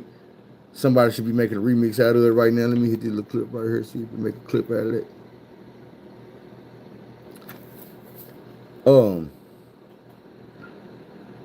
Man, I love y'all too. For real. That's why I'm telling y'all now, man, that I feel like the people that watch my videos, the people, not even just the ones that's always on here, everybody. Y'all make me think about the shit I say and the shit I do. You made me hold myself accountable because I never want to be the person leading a whole bunch of people the wrong way. I know in my heart that if you're doing that type of shit, you're going to have to answer for it. You know what I'm saying? I believe, and I'm not sure if how accurate this is to the Muslim faith. Everybody gonna do something wrong, but you should be trying to do more good than harm in the world, and that's just it. Like, ain't nobody gonna come through here without a spot of dirt on them. But was you trying to do more good than you was harm? Was you trying to make atonement for the bad shit you did? Did you really have remorse for it? Or was it just some shit you did and you like, fuck it, nigga, the water under the bridge, I got away with this whole. That's why I try to tell people, like, it ain't enough to quit gang banging. You got to reach back and help them kids because, nigga, you not gang banging ain't shit. Hell, the motherfuckers that got shot in the head ain't gang banging no more. But they impact still banging. Yeah, the shit they died for still, look. This motherfucker I heard to still use Tuka name for this and that and this and that, but that man died begging us to stop cripping. Telling us not to be a part of this shit. Trying to explain to kids that it was a better road. I don't know exactly what he was telling them. I would have told him. Nigga, some of the fakest people I know is gang members. And the most fakest people I know is from my hood. Why? Because them the ones I know. If I knew the blood niggas even closer, I'd say they was fake. Because the blood niggas I know fake too. And the folk niggas I know, they fake too.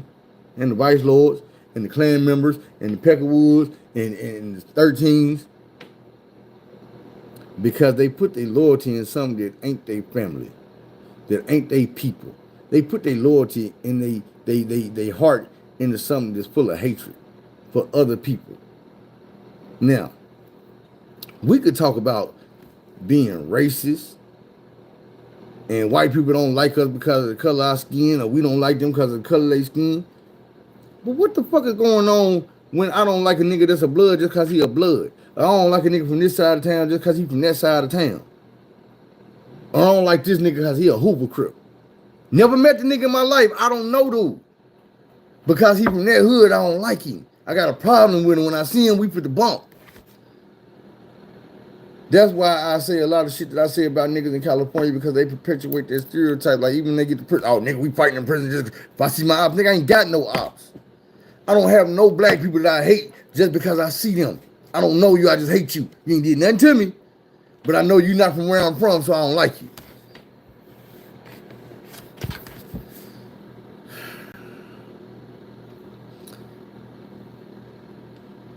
Oh, man. I almost said it is what it is, but it ain't. Most of the time, it ain't what it is.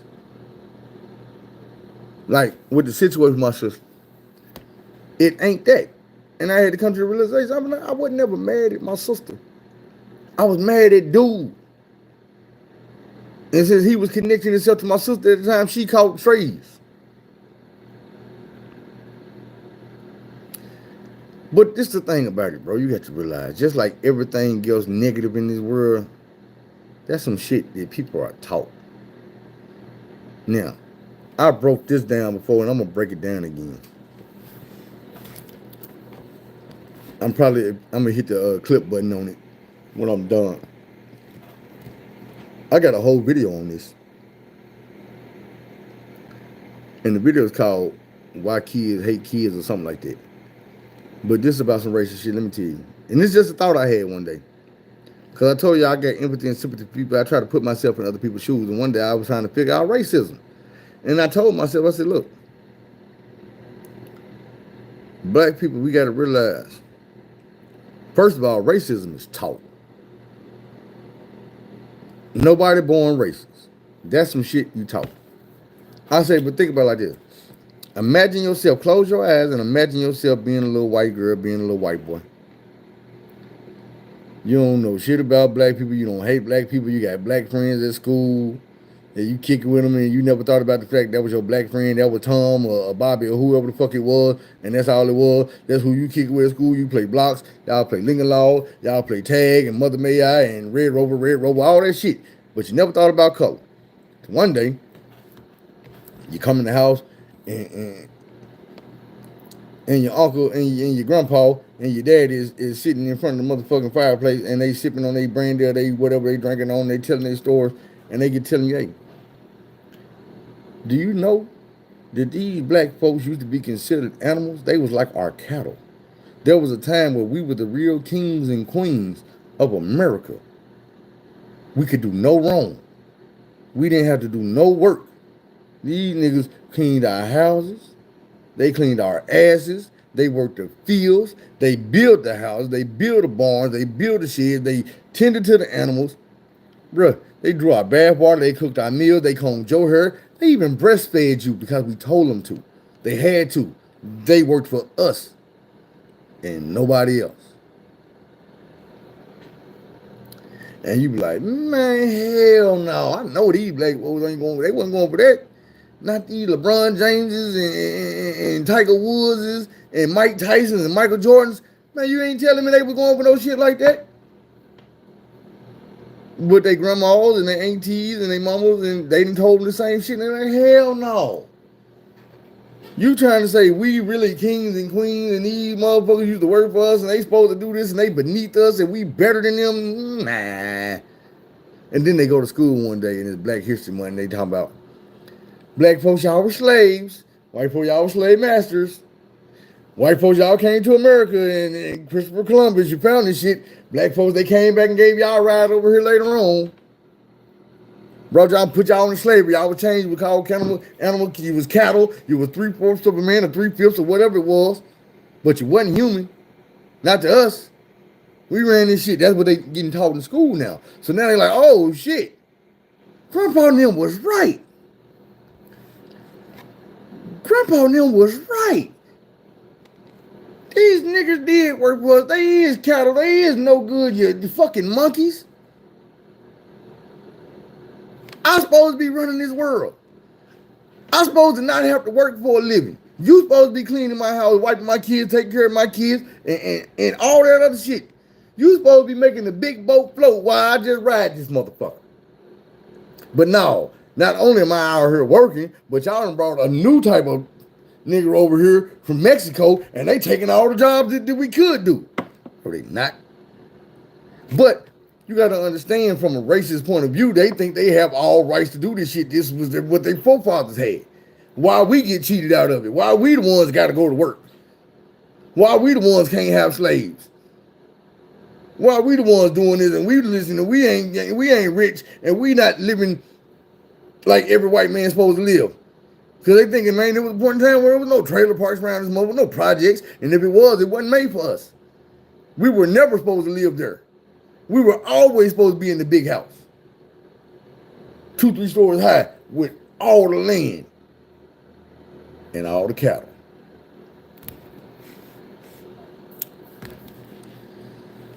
But my thing is,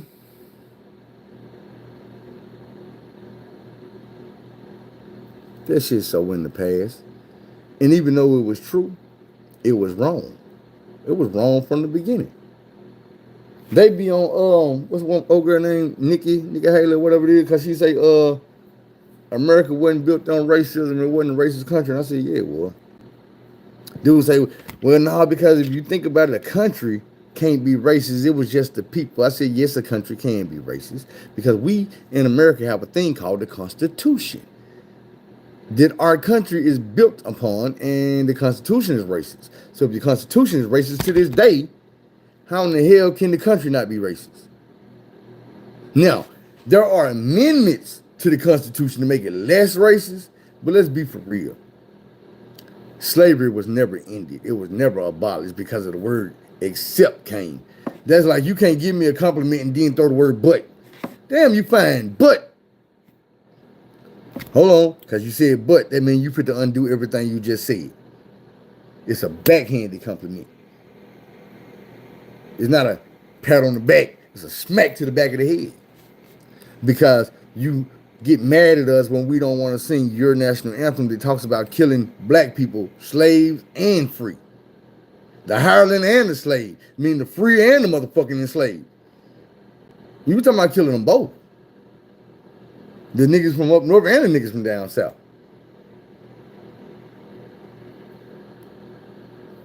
And then you get mad at us when we don't put our hand over our heart and pledge allegiance to this bullshit.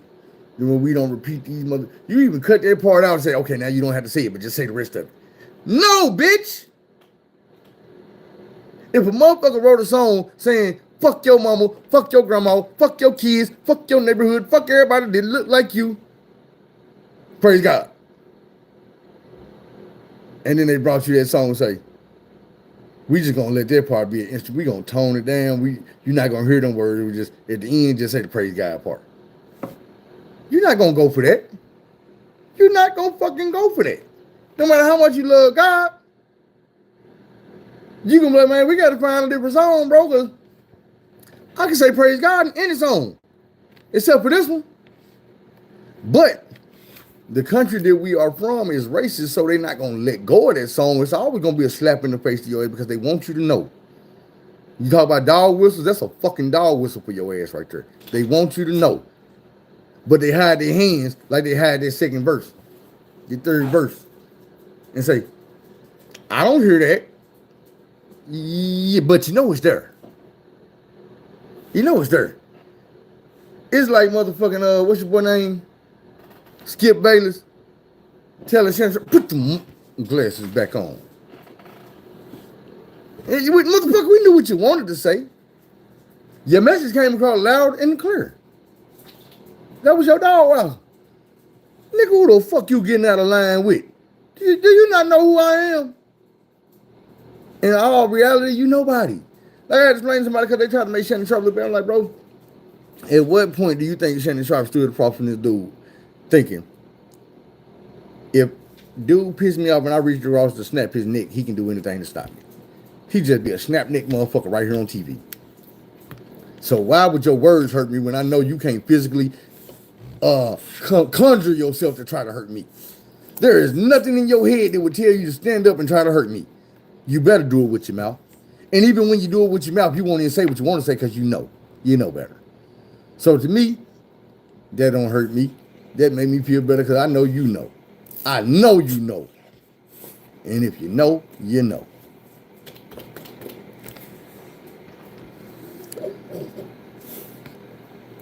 I don't know how many clips I didn't hit because I didn't find this button that when you hit it, it automatically say what you said for the last 5 minutes. I didn't hit this shit about 4 times. So I probably got a bunch of clips of the same shit, but if I get the right one, I keep it. You all up on me like you want to go outside or you just want to be on TV. It's your time to shine or something. It's your time to shine? Is that what you want? Can I get 5?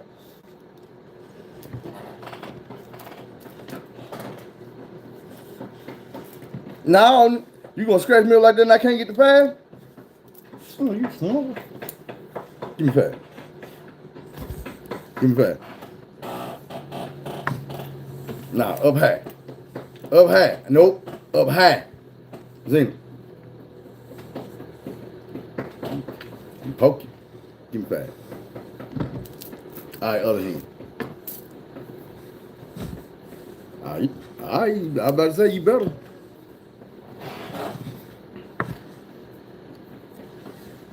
Come on, y'all. Let's go take her outside or something. Go. What you shaking for?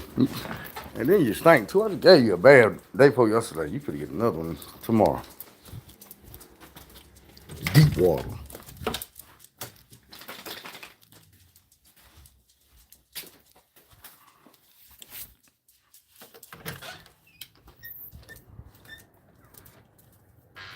Let me read what y'all saying.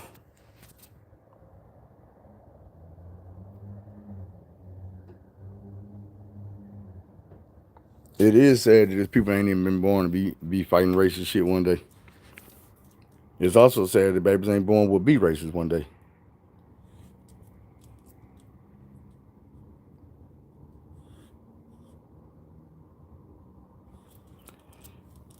We do in certain aspects, like in the South, it's common for us to speak to people we don't know. And that's because black people learn to hold on to each other and to help each other and use each other and to give each other comfort and shelter in the South, running from slavery and hiding from slavery. We had to, you know what I'm saying, help each other. There was that whole Underground Railroad, black people helping each other. You didn't have to know nobody. You knew what they was going through, and you was gonna help them out of it because somebody was helping you out of it, or had helped you out of it. Come on, Zane.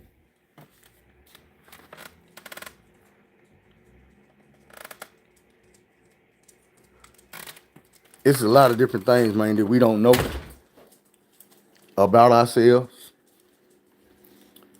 and not knowing is just ignorance. We don't know, so we don't know, but we need to. Like I was explaining to y'all one day about the gold teeth, because I know so many people that you motherfuckers always been gold in your mouth and that shit's so ghetto and it's all this and that, and I'm like, no, that's a part of us. Bro, that's a part of our Southern culture. And the reason people was putting gold in their mouth in the South is because as a black person, you wasn't allowed to have money and shit. You know what I'm saying? You having money could get you killed, could get you a lot of shit. Two things that people put gold in their mouth for was to show they was free, because free men wasn't allowed to own gold. And if you had something in your mouth, you had to be free. There was no way you as a slave was walking around here with gold in your fucking mouth. So when people seen you and you smile, you got a gold tooth, oh, he ain't no slave. Can't be. Where in the fuck would he even get gold? Who the fuck would have put it in his mouth? Nobody, no white dentist around here was gonna put no gold in a nigga mouth. So you had to be from somewhere else. You had to be free.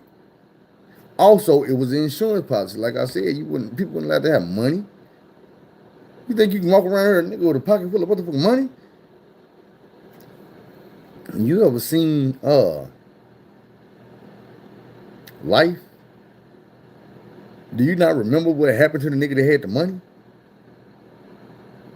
The police caught him, and they killed him. And they took his money, and they took his daddy gold watch.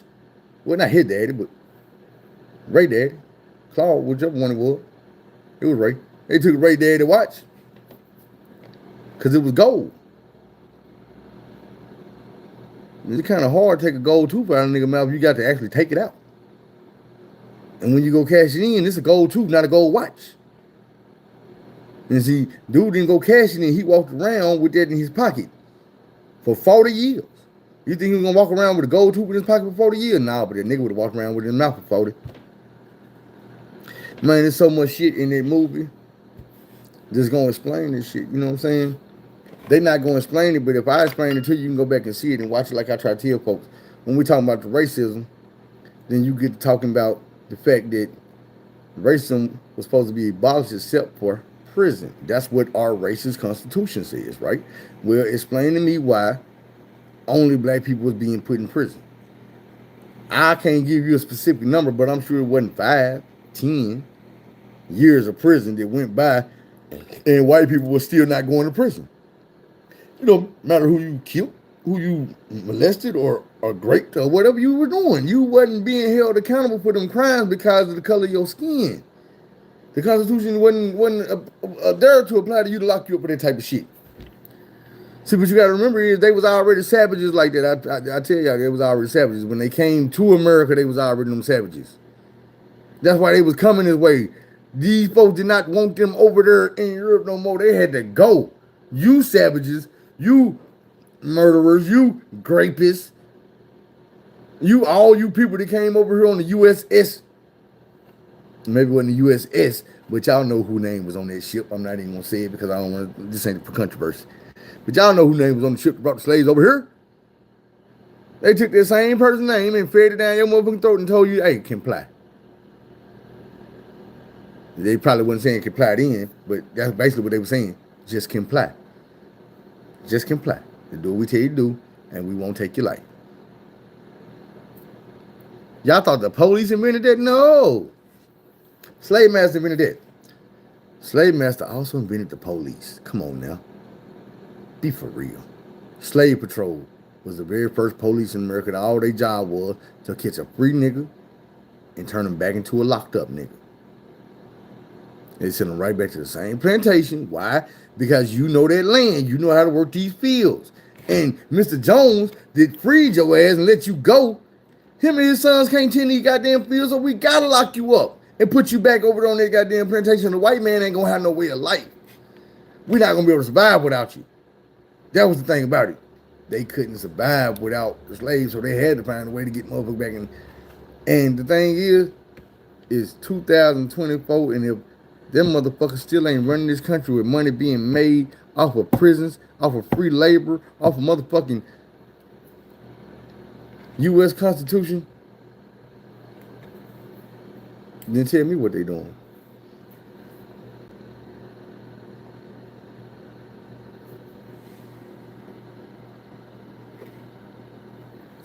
Yeah, they still corrupt. They're going to always be corrupt. The system is corrupt. It was built corruptly by corrupt motherfuckers.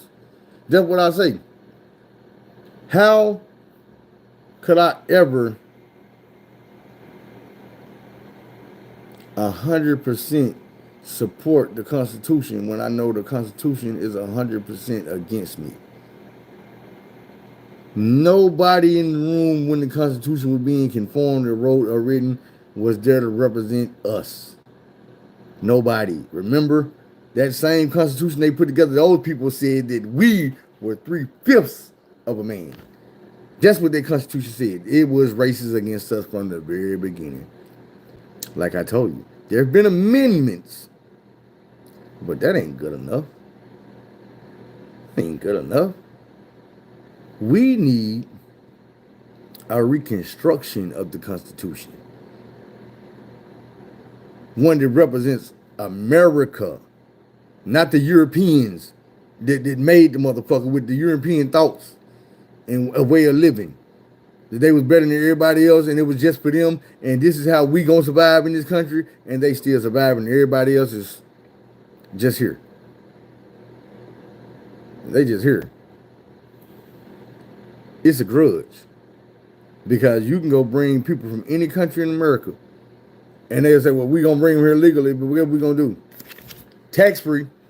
We're going to give them loans, give them housing, help them start a business, tax-free for so many years, and then when they get past them years, they can bring a family member over, give them the business to run tax-free and all this and that. While they got money now, they can go build them another business. And then when they get done at their time frame, they bring another family member over, business already established, generational wealth already being built. We will never have that chance, opportunity, provision, that none of that. They're not going to give it to us. That's our 40 acres in a motherfucking mule. They're not going to give it to us. They give it to everybody else in spite of us in our face and tell us, hey, you're American. Pull yourself up by your bootstraps. Except we're not going to sell you no boots. And if we do say some boots, they're not going to have straps. They're not going to have laces or none of that. Here, take these. The boots with the heel falling off and they ain't got no shoestrings and none of that. As you can say, that was the textbooks they would give a motherfucker in school. I'm just saying, man. But at the end of the day, our union failing force. We strong together, man. We got to stay together. We got to come together. We got to figure out how to do for us, all of us, not one of us, not a few of us, not this community, all of us, man. We all in this shit together. And then once we realize that all these black people is in this shit together, you realize this is America. We all in this motherfucker together. You see what I'm saying? The reason why I say black people got to come together is because we've turned into our own worst enemy. They completed the mission. They made us hate us as much as the racists hate us. Albeit for a different reason. Same result. We kill each other. We hate each other. We make it hard for each other. We distract each other. We lie to each other. We use each other. We keep each other back. We hold each other down. We sell each other out. We turn each other over. Whatever negative you want to put on it, they do it. We do it. Why do we do it? Because we always, for some reason, we always find ourselves in a situation they put us in to where we have to do that to make it out, to live, to have a regular life. We got to do that sometimes. Think about it. Think about all of these musicians, all these actors that lie to their people. The Steve Harvey, the Kevin Harts, the motherfucking Shaqs, the Charles Barkley's, all these people did lie to us professionally for money. What I just tell you, they slaves. They have to. They've been given a life that they don't want to let go of. Like I tell y'all, with us is technology. We don't want to tear this motherfucking society down because we have too much technology built into it. This technology that we have right now is bullshit. This ain't shit. The Egyptians had technology we still ain't figured out. What the fuck? Motherfuckers still ain't figured out how to build a pyramid, but you can build an iPhone. Your technology ain't shit. The motherfucking Mayans had technology where they could tell you in 2012, the world gonna change. It ain't gonna be the same no more. Look at the stars, look at the sky. They had technology we do not fucking understand. I don't give a fuck how much AI you done built, how many Teslas you done built, how many motherfucking iPhones you done built, smartphone, whatever the fuck you done came up with. Them motherfuckers had shit more advanced than us. Them motherfuckers was smarter than us. They seen shit coming that we ain't seen that been here already. It's shit that 200 years out, they were predicting the shit that already happened, and we looking at it like, is it real? Did it really happen? You fucking right it happened. You damn right it happened. I'm steady hitting that button, getting the last 5 minutes of what I'm saying, man. I don't know how many videos I done made off this video.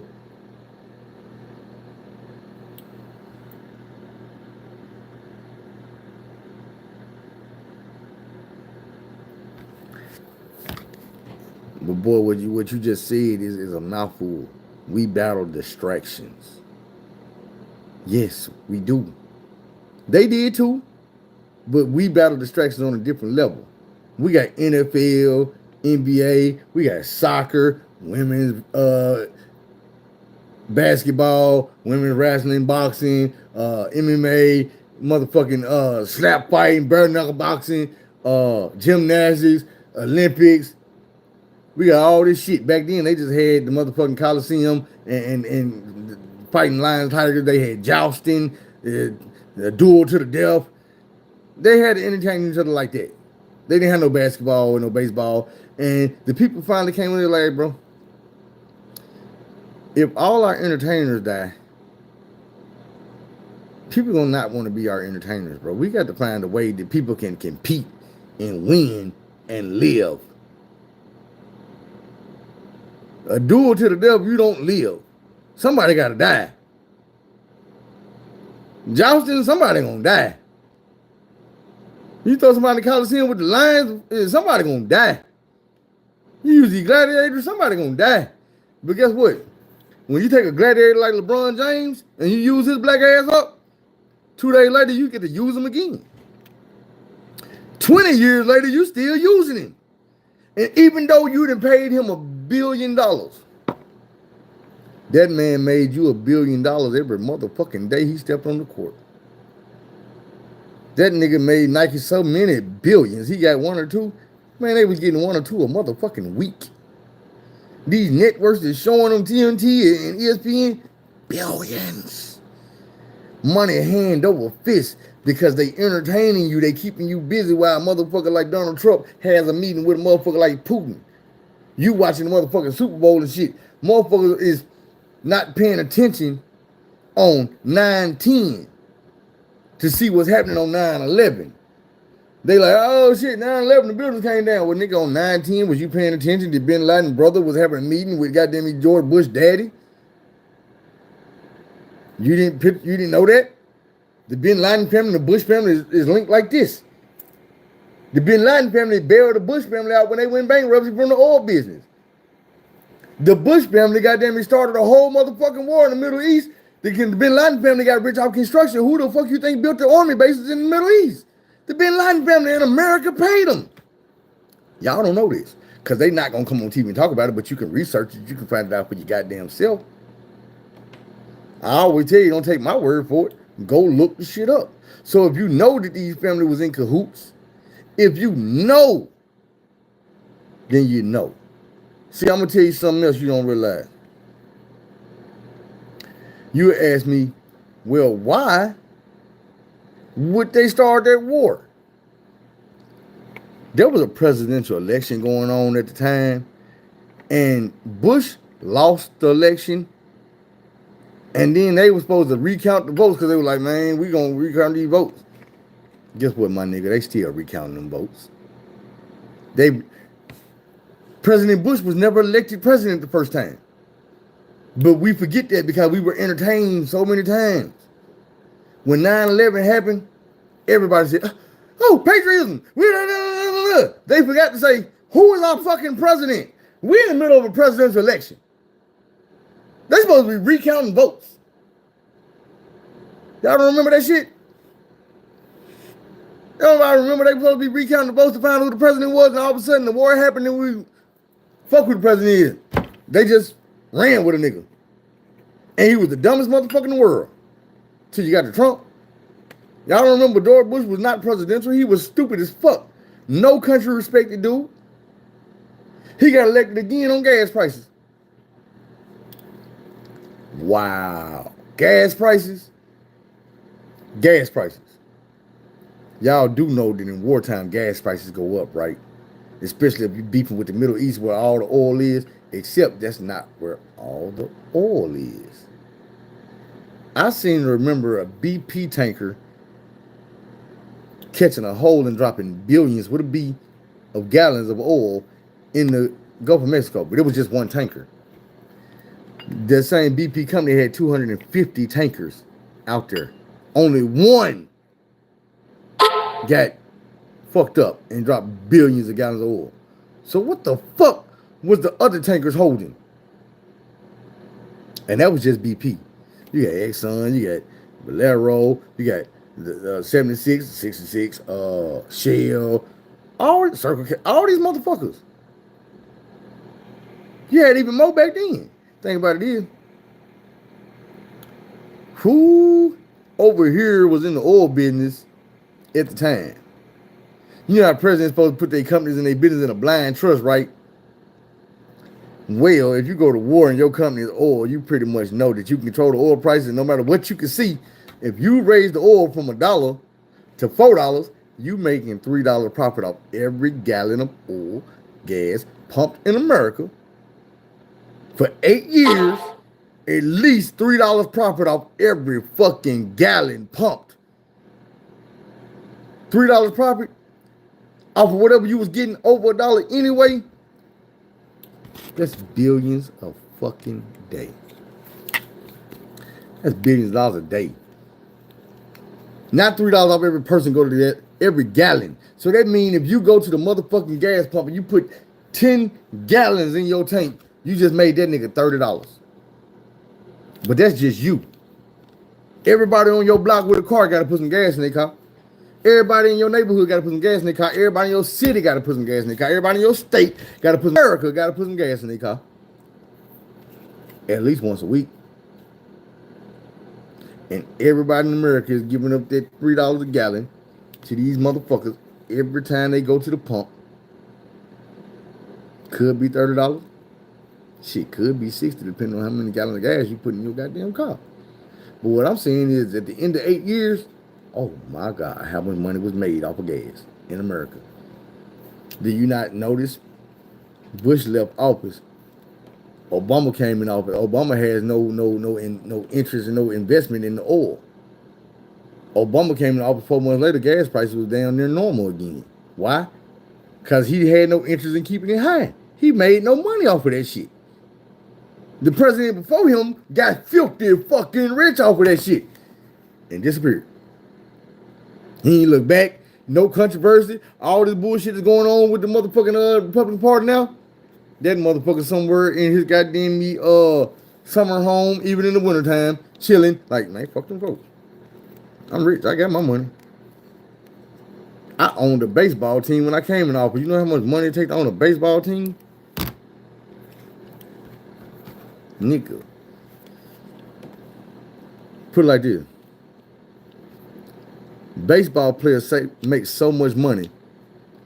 A motherfucker could play baseball for 10 years and go buy a basketball team.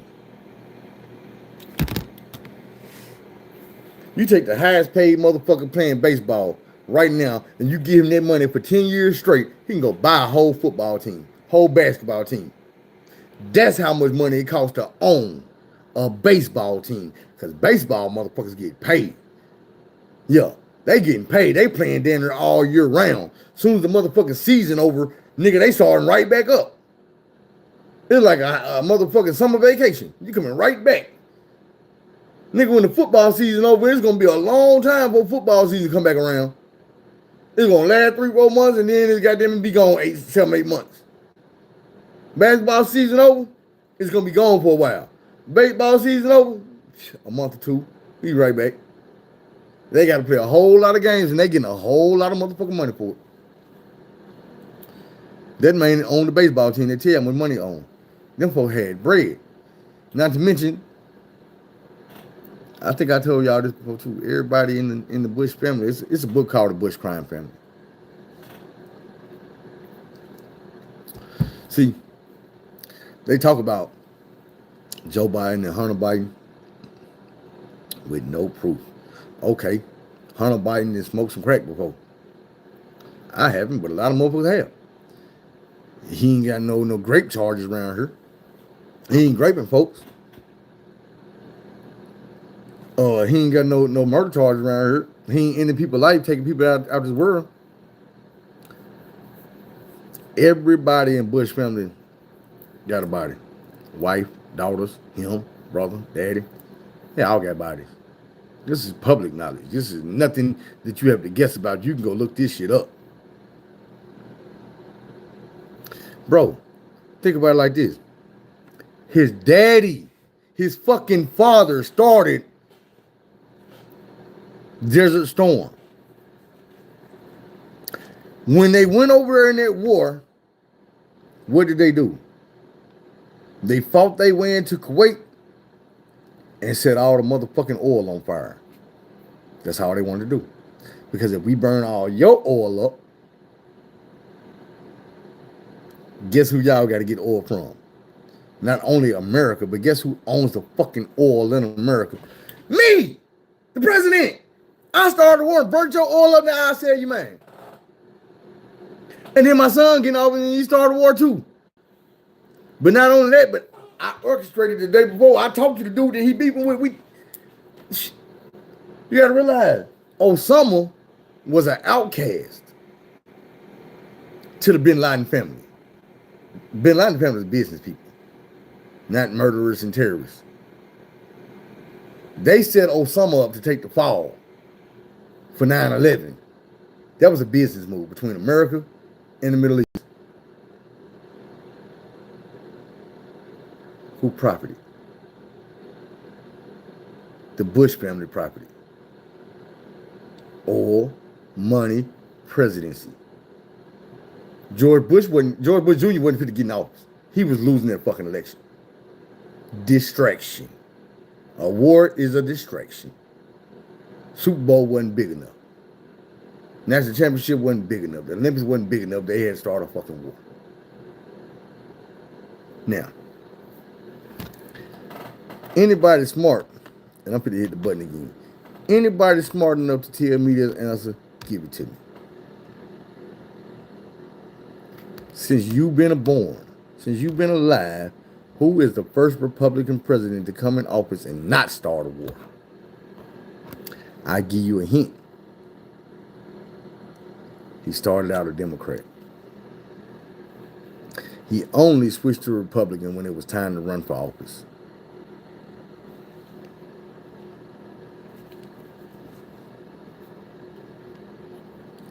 You goddamn right. Donald Trump. The reason he didn't start a war is because he didn't have nothing to do with the oil. He wanted to make money off all the countries that he could have started a war with, and he wanted to go that route. Thing is, when you don't fuck with him and you don't do business with him, you don't line his pockets, he get mad. Right now, that man wants us to cancel NATO and stop fucking with NATO because everybody in NATO ain't paying him. And he's like, man, if they ain't paying, then Russia should just say, bro, why do you always feel so comfortable telling Russia what they could do to somebody else? Like, you the one told Russia to investigate Hillary Clinton, and they did. Anyway, we're not gonna get into all that political shit. We've been on it, but we ain't gonna stay on it too much longer. But I ain't gonna hit that button again. I don't know how many motherfucking videos I done made. I probably need to quit doing this shit. But I feel like these little snippets that I'm putting out, them 5-minute snippets, need to be heard. And on that note, man, I'm gonna give me some of these rib tips in the house. So let me save myself, man, and quit blasting these rich folks and these elites and these people that want us to entertain each other and keep us dumb. You know, it was a point in time, and I'm gonna say before Eminem, where black people would educate each other, warn each other, alert each other through rap music, because we had the enemy or the people that were trying to hold us down and break us up and keep us apart didn't listen to rap music. They didn't know how to decipher the words we were saying. And then they all started listening once they infiltrated dude in with Dr. Dre. Now they put Dr. Dre on him and got him on into our houses. And now we don't have rappers that educate us no more. We have rappers that make us dumb. We have motherfucking NBA Youngboy. We got Dirt now. These type of motherfuckers. I don't give a damn how smart they might sound. They influence the kids by doing shit or saying shit that they're not gonna do. NBA Youngboy been on house arrest for 10 fucking years.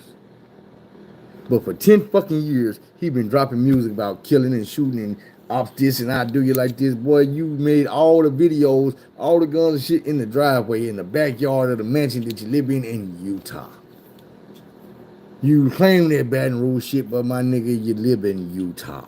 You not on house arrest. You just on safe arrest. You out there safe as fuck. It make it look good that you on house arrest because you talking ignorant motherfuckers, the young motherfuckers. They started listening when they were 14. They don't realize now that they in their 20s. Whatever you did as a juvenile, you're not gonna be on house arrest for as a grown ass man, bro. That shit expired years ago. But you still put up safe, making music about killing folks and all these guns and all this shit. You have no worries about getting ran up on, pulled up on, drew down on, harassed, none of that shit where you at. I'm not seeing you at no shows, no concerts, no in the hood, no walking through the mall. And every time I see NBA Youngboy, he is at somebody's store late at night, the parking lot empty, he run up on somebody or he sending security at him and then he come talk to him. But when you cut that mic on, you the gangstest nigga ever live. You the motherfucking killer. You top. You got everybody listening to you, doing what you say do, but you ain't doing none of that there, sir. And I be wanting these young dudes to listen and pay attention when I tell them. If they really think back, they be like, damn, you know what? Since I started listening to NBA Youngboy, I done caught 5, 6 charges, 2, 3 charges, whatever. I done bought this many guns and this and that, and feel right. I ain't never seen this man outside that damn house, outside that driveway, outside that backyard with a big ass nice house and a swimming pool and shit. I've been going to jail. Man, don't tell me BFP's locked back up, bro. That ain't no shit I want to hear. I had forgot all about the bullshit that he was caught up in with old girl. It ain't behind no shit like that, is it? What the fuck he locked up for? But I ain't gonna lie. I was hearing when I went back and listened to some of that shit, I was like, Lil Mama was wrong, but at the same time, some of the shit I was hearing from him, I couldn't ride with this shit. I couldn't agree with this shit. First of all, it's just not in me to be flying no broad out. None of that. I'm not fit to fly you out. And if I was to be flying you out, it would be strictly under the impression and the understanding that we should be getting it in. That's what you're coming for. We ain't coming for you to hop on this video with me and sit beside me and go sleep in the guest room or none of that. I plug you out here. This ain't the camera I'm trying to get you on. I would think it'd probably be something like that, but at the same time, you got to realize that if you're on parole or probation, the shit that he was getting caught up in, that would be a reason for them to violate. You don't have to actually commit a crime on parole and probation. It's set up like that because they actually want your ass to get locked back up.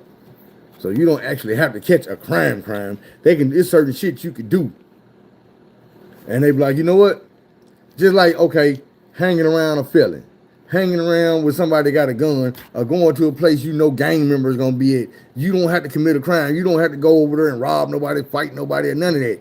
They gonna like, oh, well, you saw dude was over there and you knew he was a felon, you should have left. But since you didn't leave, we're gonna lock you back up.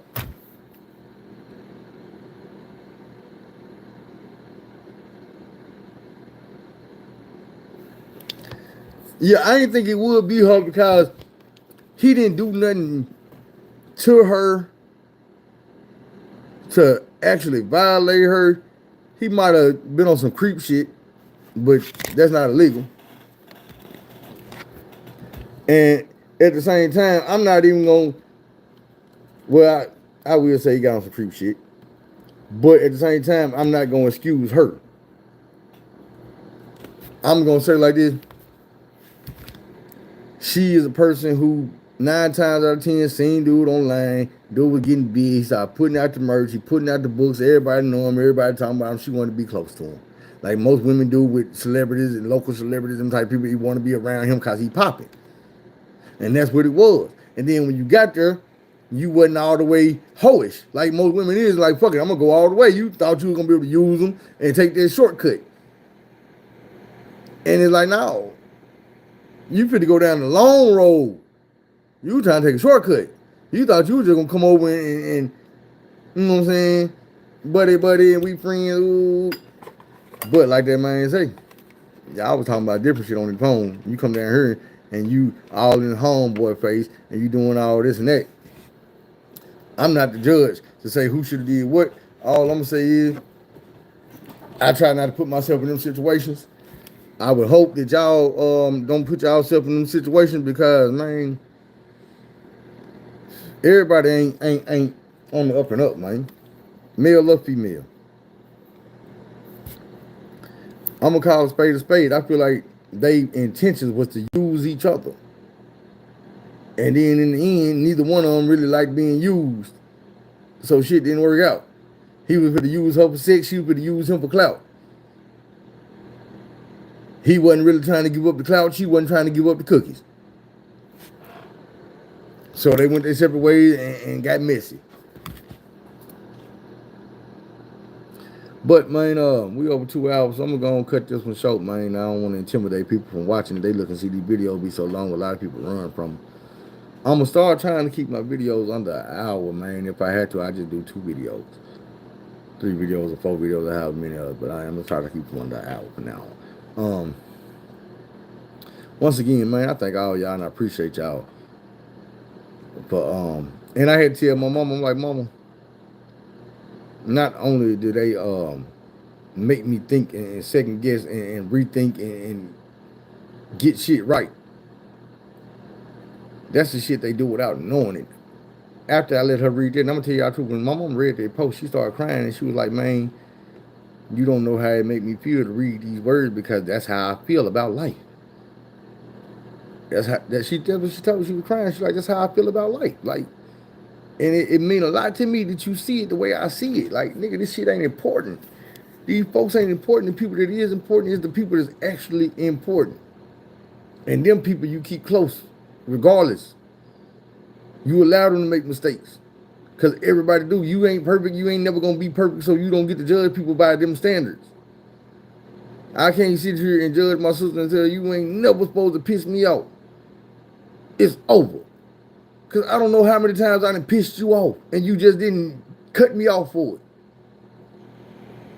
I told y'all, man, my sister, one thing I have always admired about my sister, I hate it and I love it at the same time. My sister has always been the type of person that will argue with you, fight with you, cuss with you, walk out the room, walk back in the room, and be forgave you already, and you don't even know it. She'll walk out the room and walk back in that motherfucker, and I promise you, when she walk back in that room, you still arguing, fussing, and kiting, fighting, or whatever, and she ain't even put indulge in this shit with you. And look at you and make you feel stupid as hell. You still mad about that? It was 30 seconds ago. So nigga, shit, man, look, I ain't tripping about this shit no more. And I be like, but how can you argue with a motherfucker don't want to argue back? You can't. You will literally start feeling stupid in a few seconds of yelling and screaming at a motherfucker that was yelling and screaming at you a minute ago, but now they won't. They done told you, hey, you know what? My peace worth more than this. You got it. And then you keep on arguing and you feel stupid as fuck. And it might be just one of them situations where they know you're going to feel stupid, so that's how they win. I'm going to quit arguing with the nigga. I'm going to go get it two shoes, and now they going to be madder. That's trolling. But guess what? It's only working if you continue to be mad. Stop being mad first and let them get mad about you not being mad no more. That's why people tell you to kill them with kindness. Because sometimes that kindness hurt worse than the motherfucking anger. It do. Motherfucker don't want you happy and you got them angry. You yelling, fussing, and kiting, and motherfuckers smiling in your face like, man, you know this shit. Just let it go, bro. Even if they being sarcastic, it's gonna piss you the fuck off. So all I'm saying is, I'm trying to get to that point where, man, I'd rather you be mad at me because I'm happy than me being mad. Fuck it, we gonna both be mad. Now you be mad by your damn self, bro. I'm good. I'd have been mad enough. I'd have been angry enough. I'd have not smiled enough. All these teeth missing, I don't even like smiling, but guess what? Give a fuck. I supposed to just frown and try to get my teeth fixed? Hell no. Ain't no telling how long that's gonna be. Yeah, I'm not gonna let no accident or no none of that wipe the smile off my motherfucking face. I'm still hurt. I got shit to smile about. So the accident knocking my teeth out, I'm not gonna sit back and be like, I want my shit fixed. But I'm not gonna continue to cry about it. What I'm gonna do is, for long, I'm gonna go get me somebody a job, some motherfucking word doing something, because I got to. I'm gonna use the shit out there. I'm gonna get them benefits. I got a little money coming, settlement money from the break. So when I go get my motherfucking dental benefits from this job, whatever job I'm gonna have, I'm taking that money and I'm putting whatever I need to put with the copay to give me some blinks. And I ain't talking about gold, I'm talking about some white ass teeth. Now after I go get my motherfucking white ass teeth, I might go get me a diamond grill or something fitted for my motherfucking dentures or whatever I get. Because I can. But I might not. But I'm going to get these motherfucking teeth picks, and when I do, let me tell y'all what I plan on doing. And I'm going to tell y'all this because I want this shit to come to fruition. Years ago, I was at a car lot with my nigga DJ. And towards the end, the dude trying to sell my homeboy this Charger that he already wanted. Dude, and I'm like, hey, bro, you ever thought about selling cars? I'm like, nah, why you say that? Bro, you be a damn good car salesman. You think so? You like, bro, hell yeah. I'm like, man, how I get into it? Like, shit, man, you can go get an application, fill it out from up there. I'm like, bet. I got into it with a nigga at the barbershop that me and DJ was at. Because his girl, when I went up there, his girl was the secretary up front. And they didn't have no applications, but she had came by the barbershop where she got some gas from the gas station next to the barbershop. I seen her out there, I ran out to the holler at her. And I'm like, hey, y'all got the application up there for the job? And she, yeah, I came back to the barbershop and nigga was, oh, nigga, don't you be talking to my girl? First of all, I know you think you're a pimp, my nigga, but to me, you're a bitch. You're a bitch nigga, bro. You're not gonna do nothing to me. You're not even gonna raise your voice at me too loud, bro. And I know a lot of these niggas around here respect you, and there's probably a lot of niggas around here fear you. I'm not one of them. And then I had to tell my nigga, I'm hollering at Lil' Mama about a job. That's for me. I never go through you to get something for me. You can't get the job for me. You can't go get the application for me. You can't tell me when the application available. Why the fuck would I come holler at you to go holler at her? Nigga, because that's my bitch. I say, bro, I know you. That's your bitch. That ain't your woman. That ain't your wife. That ain't your girlfriend. Nigga, that's a bitch you around here trying to fuck on. You don't respect it, I'm not going to respect what you got going on with it. If it's a problem, then it's a problem. But I'm going to tell you what it's going to be a problem. Next time you come at me and try to tell me who I can talk to and who I can't, like I'm not a grown-ass man over you, it's going to be a problem, bro. That was the end of that. But out of respect me working with the man, I left the shit alone. I just had to say my piece. Because you're not finna sit around and punk me, hold me, bitch me, or none of that. And we can come to an understanding, but that's what it's going to have to be, an understanding. It ain't going to be no punk situation. We're going to have to talk and get an understanding. Now, once I got to tell him do what the fuck I had to tell him, we had an understanding because he ain't coming at me like that no more. I just didn't put him in the situation. I ain't going to say I just didn't. I didn't, but at the same time, nigga ain't talk to me like that no more. And a little bit later, he got the hell up out that barbershop. He used to stay down the street. He got the hell up out the state. I ain't saying I ran him out the state. The nigga really got out the state, went to Las Vegas, and got on some pimp shit. But to me, he's just a fake fraud ass dude. Always was. Always. But he the type of motherfucker got to give the gab. He don't say good shit, but he always talk. He'll overtalk a motherfucker to the point where you just go along with the fuck he's saying. Not me. I'm going to put that gorilla suit on and let you know, bro, shut the fuck up. Listen to what I'm saying. And then settle down. Anyway. We ain't even about that no more. We got to end this, man. This whole. Don't be afraid to take the long road. Say the wrong road. Do things the long way. Say the wrong way. Go find somebody to help. Tell somebody you love them. Man, you know I love y'all with all my motherfucking heart. With that, we're going to see y'all later. We out.